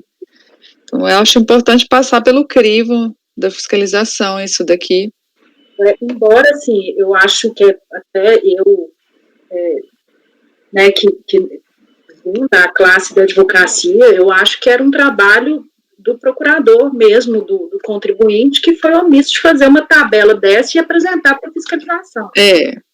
Eu também sou muito de assim, realmente eu acho que deveria ser cotejado, ó, isso tudo está no cartão, olha o boleto, é isso, isso e isso. É um trabalho imenso, né? Então, assim, eu até menciono isso, mas como a prova foi construída, e aí a gente tem né, a gente tem que enfrentar a prova e não foi enfrentado, então por isso que eu acho que cabe uma diligência. Só para registrar mesmo. Pela diligência eu concordo, mas da forma como está, eu não estou segura para excluir.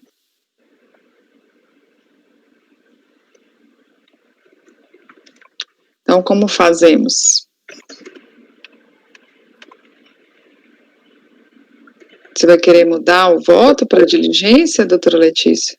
Vou. Aí, Paulo, me ajuda uma diligência para que a unidade preparadora aponte nos extratos de cartão de crédito do recorrente o que de fato refere-se a pagamento de despesas da pessoa jurídica com base nos documentos juntados pelo contribuinte?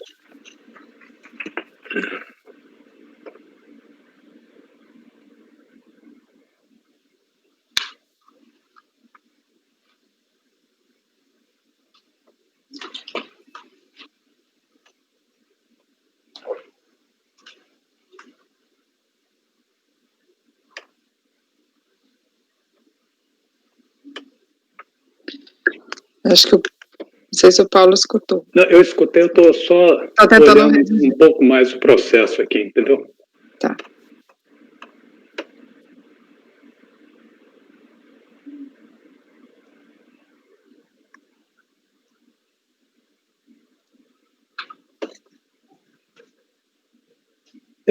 Nesse sentido mesmo, para que a autoridade elabore demonstrativo indicando os lançamentos nas faturas de cartão de crédito que corresponde a despesas da pessoa jurídica.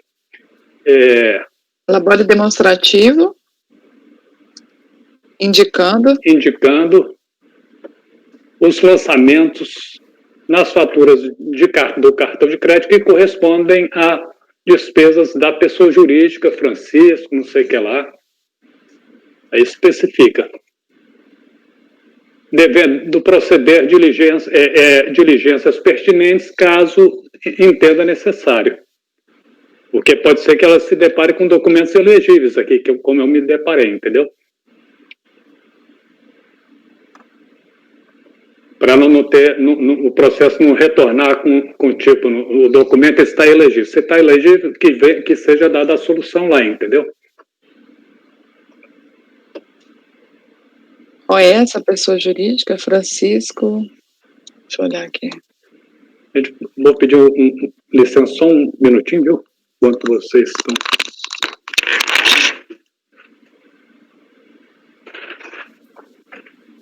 Dá para fazer um pequeno banheiro aqui, presidente.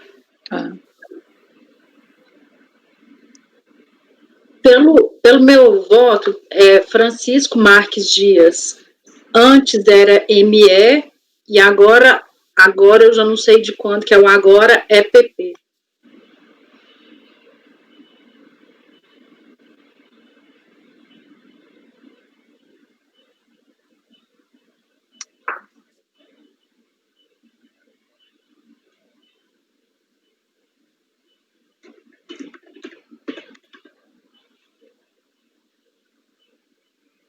Agora, assim, como você mesmo falou, eu sou muito reticente em fazer esse tipo de trabalho, que é um trabalho do contribuinte, né? Cabe a ele indicar, eu acho que não basta você juntar um monte de coisa e falar assim, toma aqui. Eu acho que você tem que indicar, olha, desse montante que está aí, tantos R$1.000 eu comprovei com meus boletos, né? Assim, é complicado a gente também baixar em diligência tudo para fazer um trabalho que caberia a ele indicar, né? É um paternalismo nosso que me incomoda muito. Me incomoda bastante. Eu tenho essa questão, eu tenho construído a cada momento, assim, tudo que eu vejo, essa questão da prova, igual naquela questão do laudo. Eu tendo a entender também o que é uma prova nova de uma prova construída, entendeu? Me incomoda. Mas é porque realmente, nesse caso, eu fiquei convencida do contexto. Racionalmente, eu fiquei realmente convencida. Ok. Então, a gente vai falar de diligência, é isso? Pode falar, Cláudia. Não, todo jeito, a gente olhando o extrato, realmente, pagamento de conta dá todo jeito mesmo de ser da empresa, e aí faz sentido não manter nele. Tá, então seria, depois eu redijo aqui o dispositivo, mas seria uma resolução para identificar lá os lançamentos das faturas que correspondem a pagamentos da pessoa jurídica Francisco Marques Dias ME, aí eu botei barra EPP, e aí tem a outra questão que o Paulo falou, em intimar.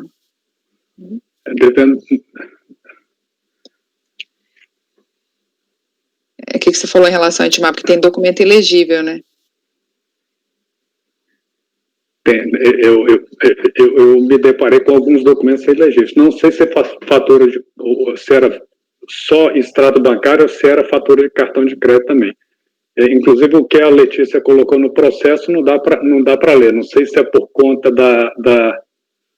do tipo de copiar ou colar ou se ele já era ilegível no processo também. Então,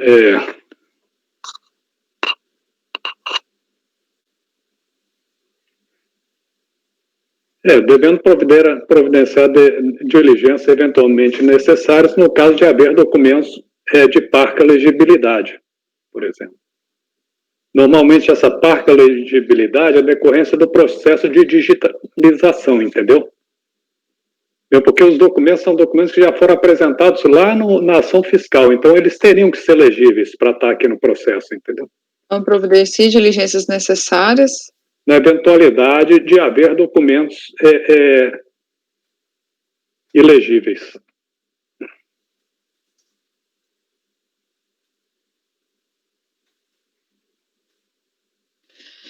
Então, doutor Paulo, como vota? Pela diligência. Pela diligência.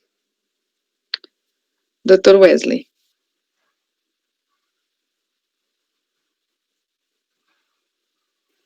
Eu acompanho. Doutor Kleber. Estável. Doutor Kleber. Acompanho. Doutora Fernanda. Acompanho. Doutora Cláudia. Acompanha.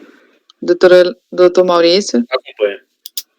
Eu também acompanho. Então, item 60, vamos ver aqui, ó. Resolvem os membros do colegiado, por unanimidade de votos, em converter o julgamento em diligência para que a unidade preparadora elabore demonstrativo, indicando os lançamentos nas faturas de cartão de crédito que correspondem a pagamentos da pessoa jurídica Francisco Marques Dias, ME e PP, e providencie diligências necessárias na eventualidade de haver documentos ilegíveis, certo? Tá sem microfone, Paulo. Eu colocaria converter o julgamento em diligência na forma do relatório e voto, entendeu? Não exauriria a diligência no dispositivo, acho que não precisa, entendeu? Mas... Posso colocar na forma do relatório e voto, só que a Letícia você tem que... Esse texto aqui é importante. É importante que ela ponha isso no relatório e voto, mas tem um pouco mais de plasticidade, entendeu? Para colocar isso lá e... Me manda no WhatsApp. Eu não consigo mandar pelo WhatsApp agora, mas eu te mando. Tá. É porque eu não posso abrir o WhatsApp web. Mas eu anotei boa parte aqui no meu voto. Então, converter o julgamento em diligência na forma... Como é que é, Paulo, que você falou? Na forma... Relatório e voto.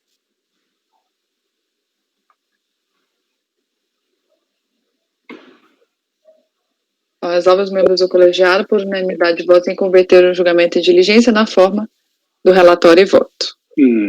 Certo? Certo. Eu vou deixar esse texto aqui, Letícia, e depois eu te passo.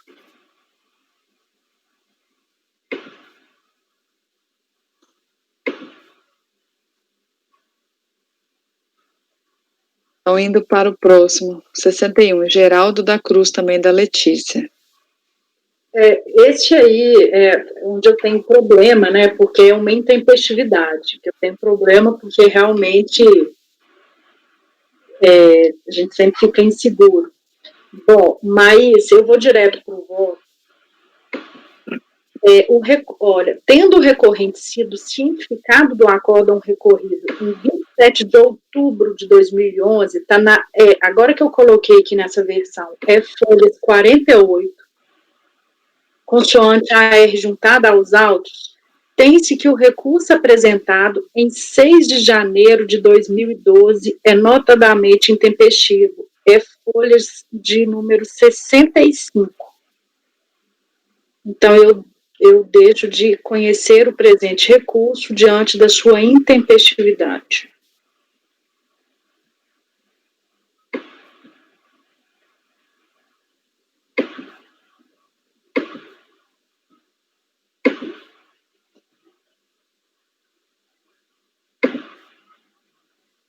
O João faz falta, porque ele sempre corria para ver. Tá sem áudio. Tá bem tempestivo, né? 27 de outubro de 2011 e 6 de janeiro de 2012. Ou seja, seria lá para novembro, né? Isso aqui foi em janeiro que ele interpôs o recurso. Do ano seguinte. Intempestivo. Alguém quer verificar dentro do processo? Estou dando uma olhadinha aqui no AR. O AR O AR...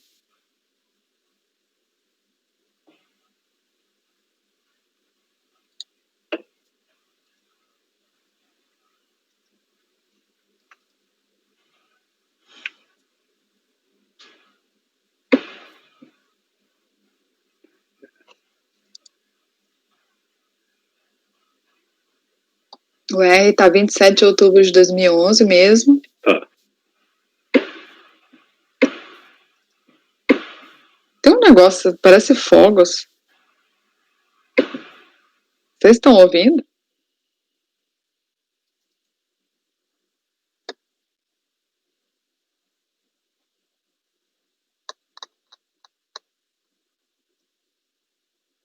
Não tem aquele protocolo aqui no recurso, né? depois do andamento, 2, fala assim, cópia do protocolo, do recurso com data do protocolo. Porque tem um outro documento que está datado de novembro, né? Ninguém fala disso? Depois do AR? Não, é porque eu vi o Folha 58 e depois eu não vi nada de novembro. Não, tem aqui, ó. Folha 65 que eu me apeguei. Porque o AR está na folha 48. Aí na folha 49 tem um documento aqui, um recurso. Aí não tem a data de recebimento, mas está datado de 16 de novembro. Sim, mas é porque tem assim, 65. Folha 53, começa na 49, vai até 53 e está datado 16 de novembro. Aí depois é que vem esse outro documento. Então, eu acho que ele apresentou primeiro esse outro recurso, aí depois ele apresentou aqui um de 6 de janeiro. No extrato aqui do CIEF, o que eles botam? Recurso. 6 de janeiro. Parece que... Será que ele... Não, tá protocolo 6 de janeiro mesmo, de 2012. Olha, mas esse documento anterior datado foi recebido na mesma data? Tá estranho isso. Eu acho que eles pegaram simplesmente a capa aqui e colocaram aqui com a data. Quer dizer que só tá a capa do recurso com o protocolo. É o mesmo recurso, eles pegaram só essa capinha e anexaram o protocolo. Devem ter visto que não esqueceram de colocar lá e pegaram e colocaram.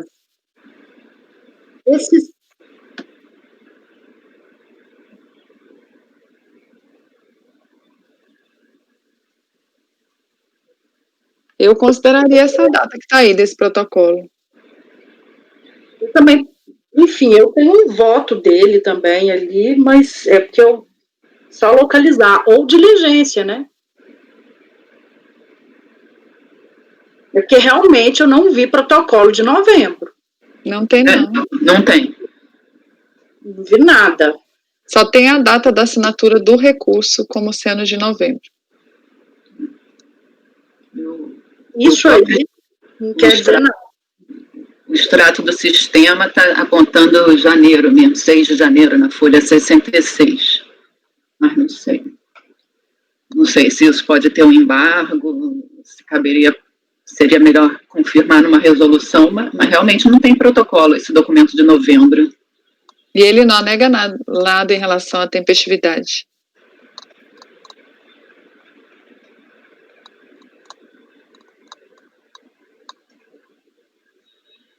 Fala nada.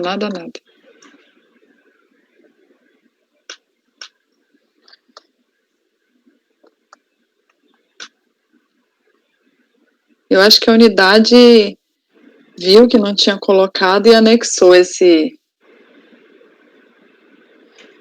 essa capa aí.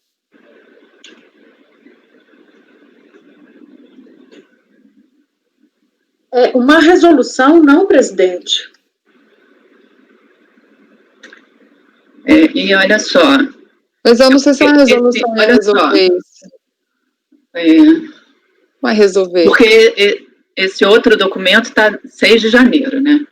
Aí quando a gente entra no e-processo e vai em cima desse documento aí, recurso voluntário,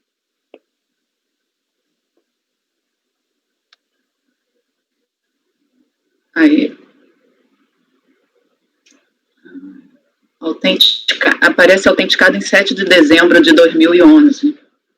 Né?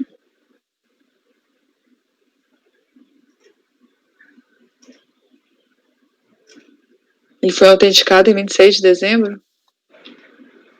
Eu acho que a pessoa anexou, digitalizou isso, percebeu que ela não tinha colocado uma data de protocolo.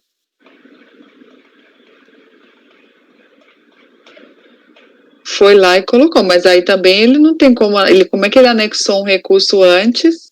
Pois é, por isso que né? Alguém está com o e-processo aberto? Deixa eu ver se eu tô. Aqui, ó, quando... Deixa eu entrar aqui. Qual é esse processo, Cláudia? Ai, fechei. Não, tá aqui. Geraldo da Cruz, né? Geraldo? Vou olhar lá agora.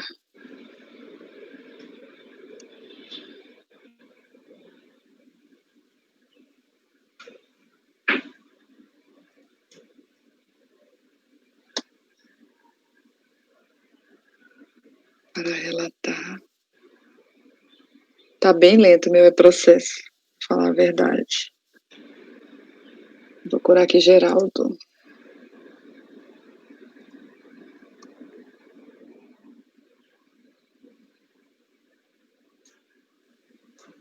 Achei.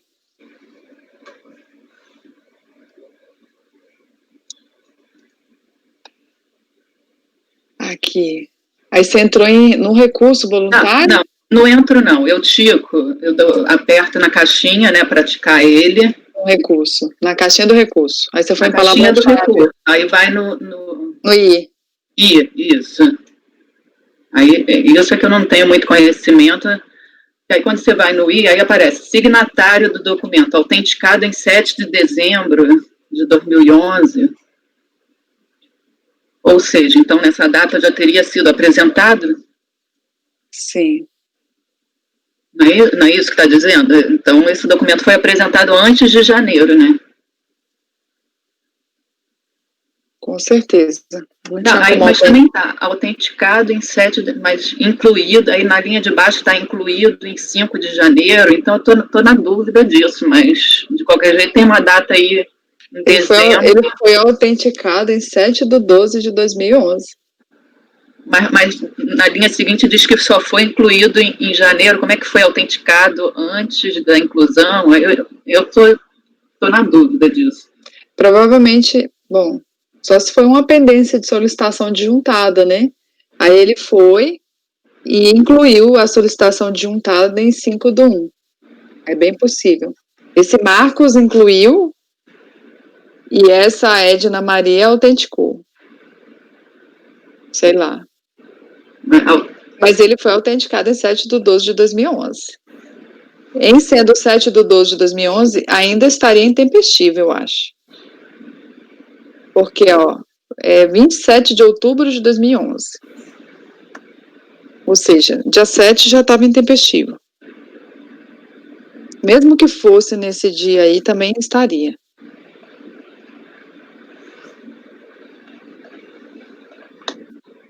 Entendeu? Uhum. Essa Edna Maria, salvo engano, acho que foi a que assinou o protocolo lá. Edna Maria. Acho que é ela que fez o protocolo. Edna Maria, ela que assinou o protocolo.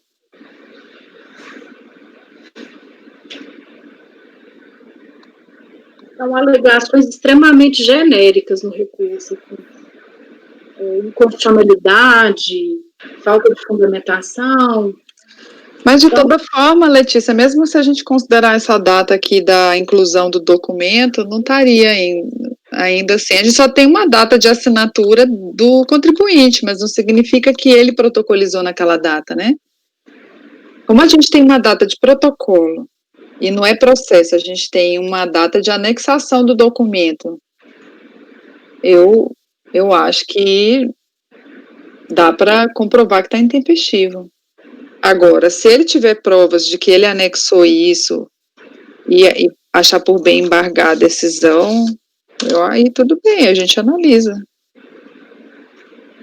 Essa prova ele tinha que ter trazido, né? Não, ele não tomou conhecimento, né? Ele vai tomar conhecimento agora e aí ele embarga, ele fala, olha, tem um protocolo tal aqui. Perfeito, eu vou manter esse voto. Você tem um extrato, você tem a data do protocolo e olhando a data de anexação foi posterior ainda a data, então eu manteria.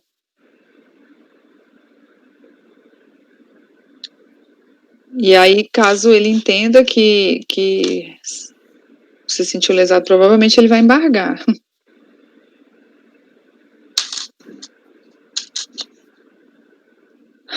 E aí, Paulo? Tá sem microfone. Acompanho. Não conhecer? Não conhecer. Dr. Wesley.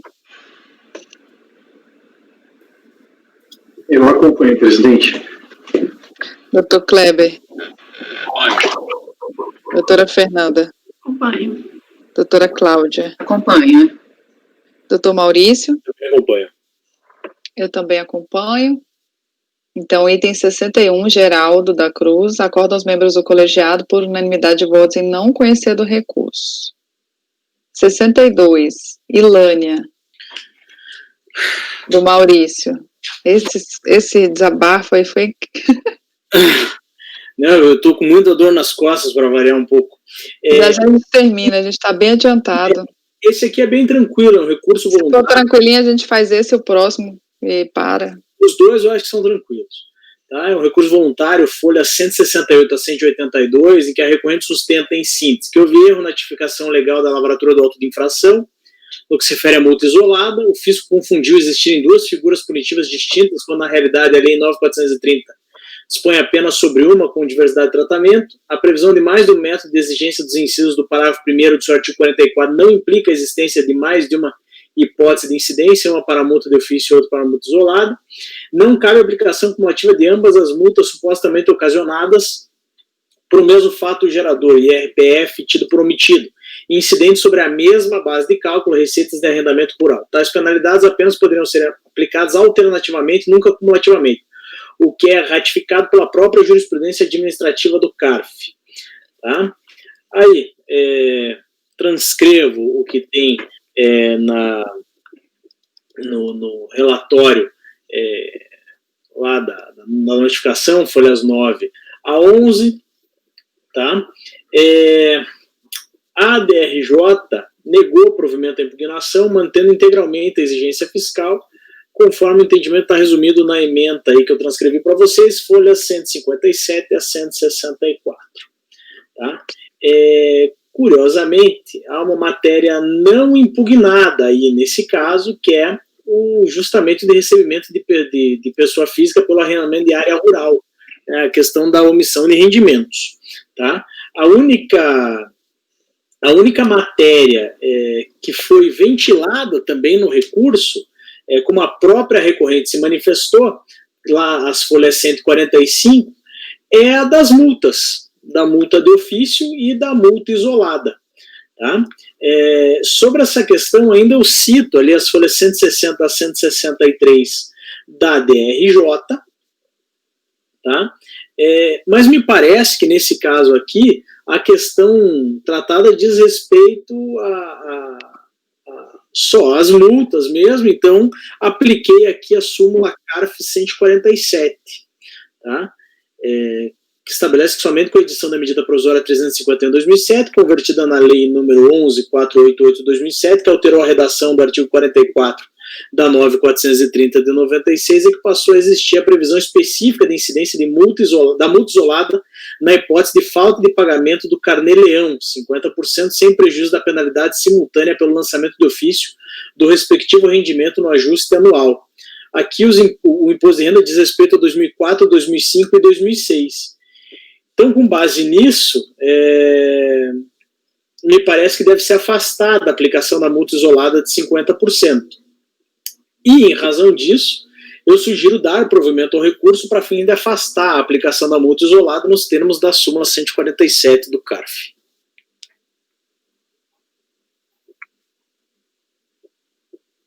Ok, e a única matéria de recurso que ele fala é da concomitância das duas multas, né, pelo que eu estou vendo aqui no relatório.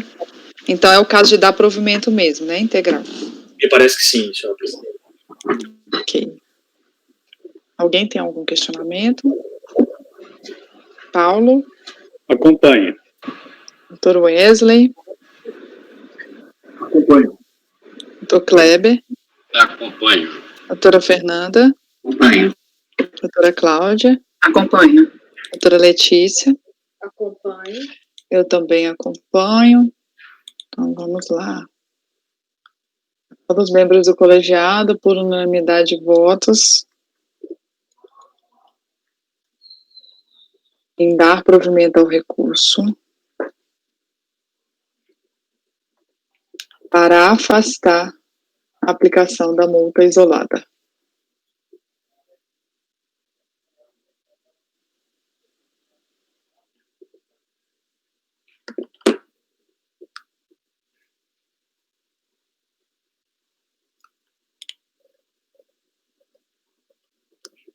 Próximo é tranquilo, Maurício? Tranquilo, tranquilo. A gente faz até ele, os meus eu vou ter que ler bastante coisa, são os 2 próximos, depois do seu, e a gente para, que já adiantamos muito de amanhã. Beleza.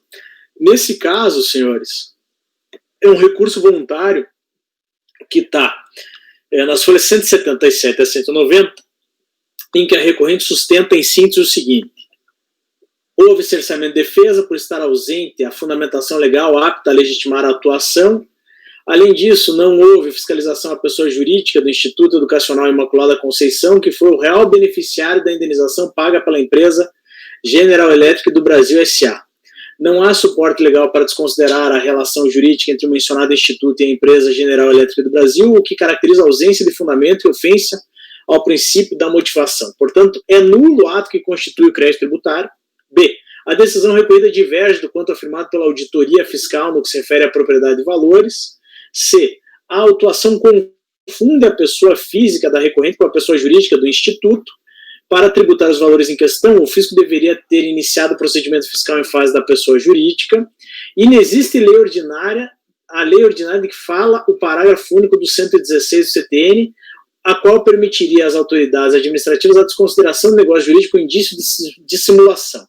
Aplicar o referido regramento sem lei ordinária regulamentadora resulta em ofensa ao princípio da legalidade. Tá?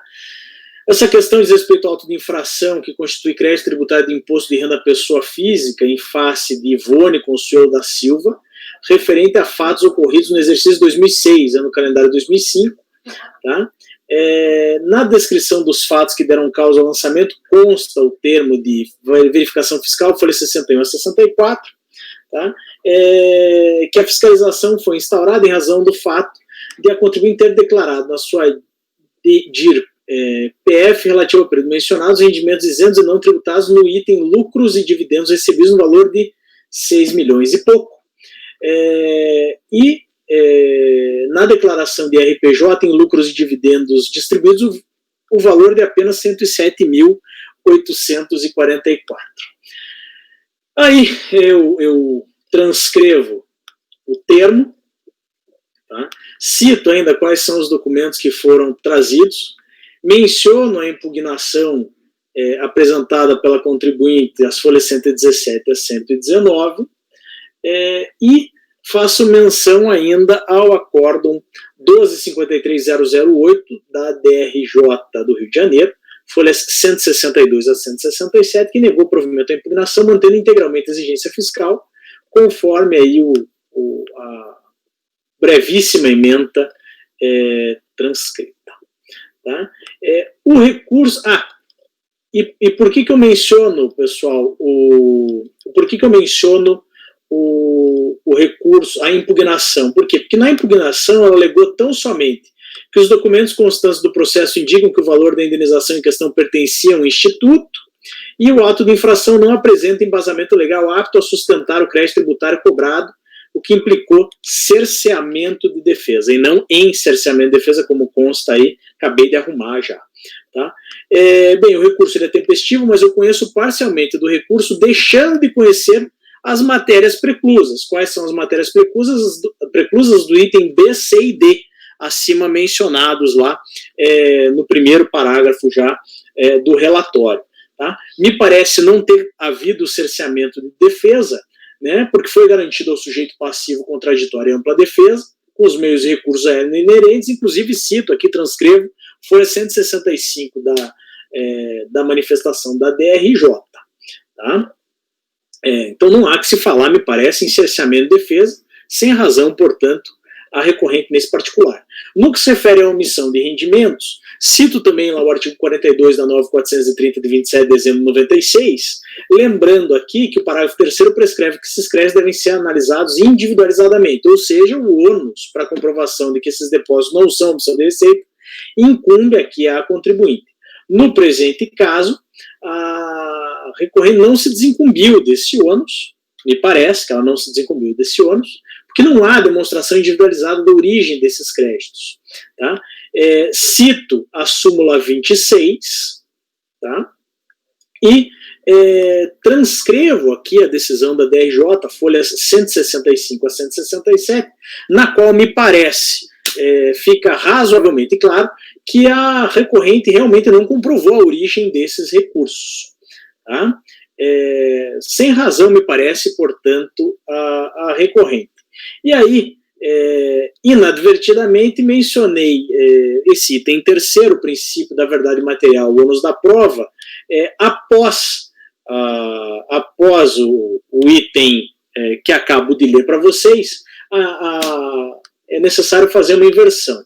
Justamente porque esse item fala que o ônus da prova é da contribuinte, nesse caso específico, em que se trata de uma presunção legal relativa, e friso no final desse item, qual farei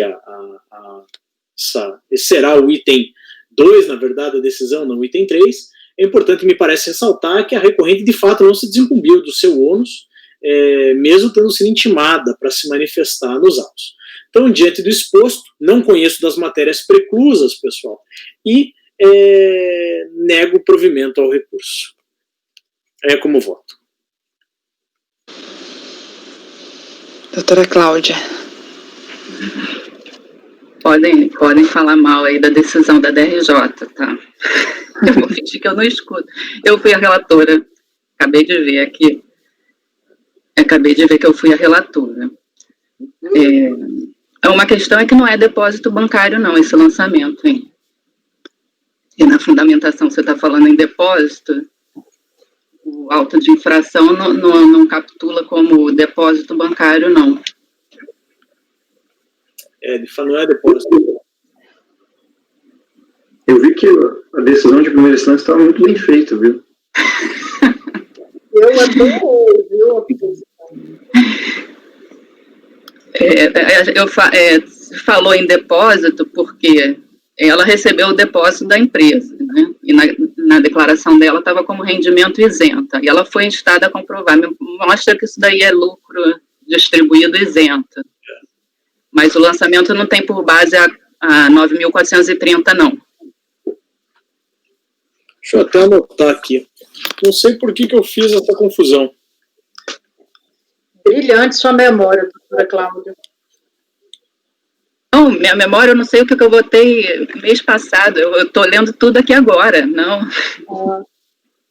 Falou DRJ Rio, eu fui olhar a decisão, mas eu costumo sempre olhar aí direto na DRJ. Isso aqui é o...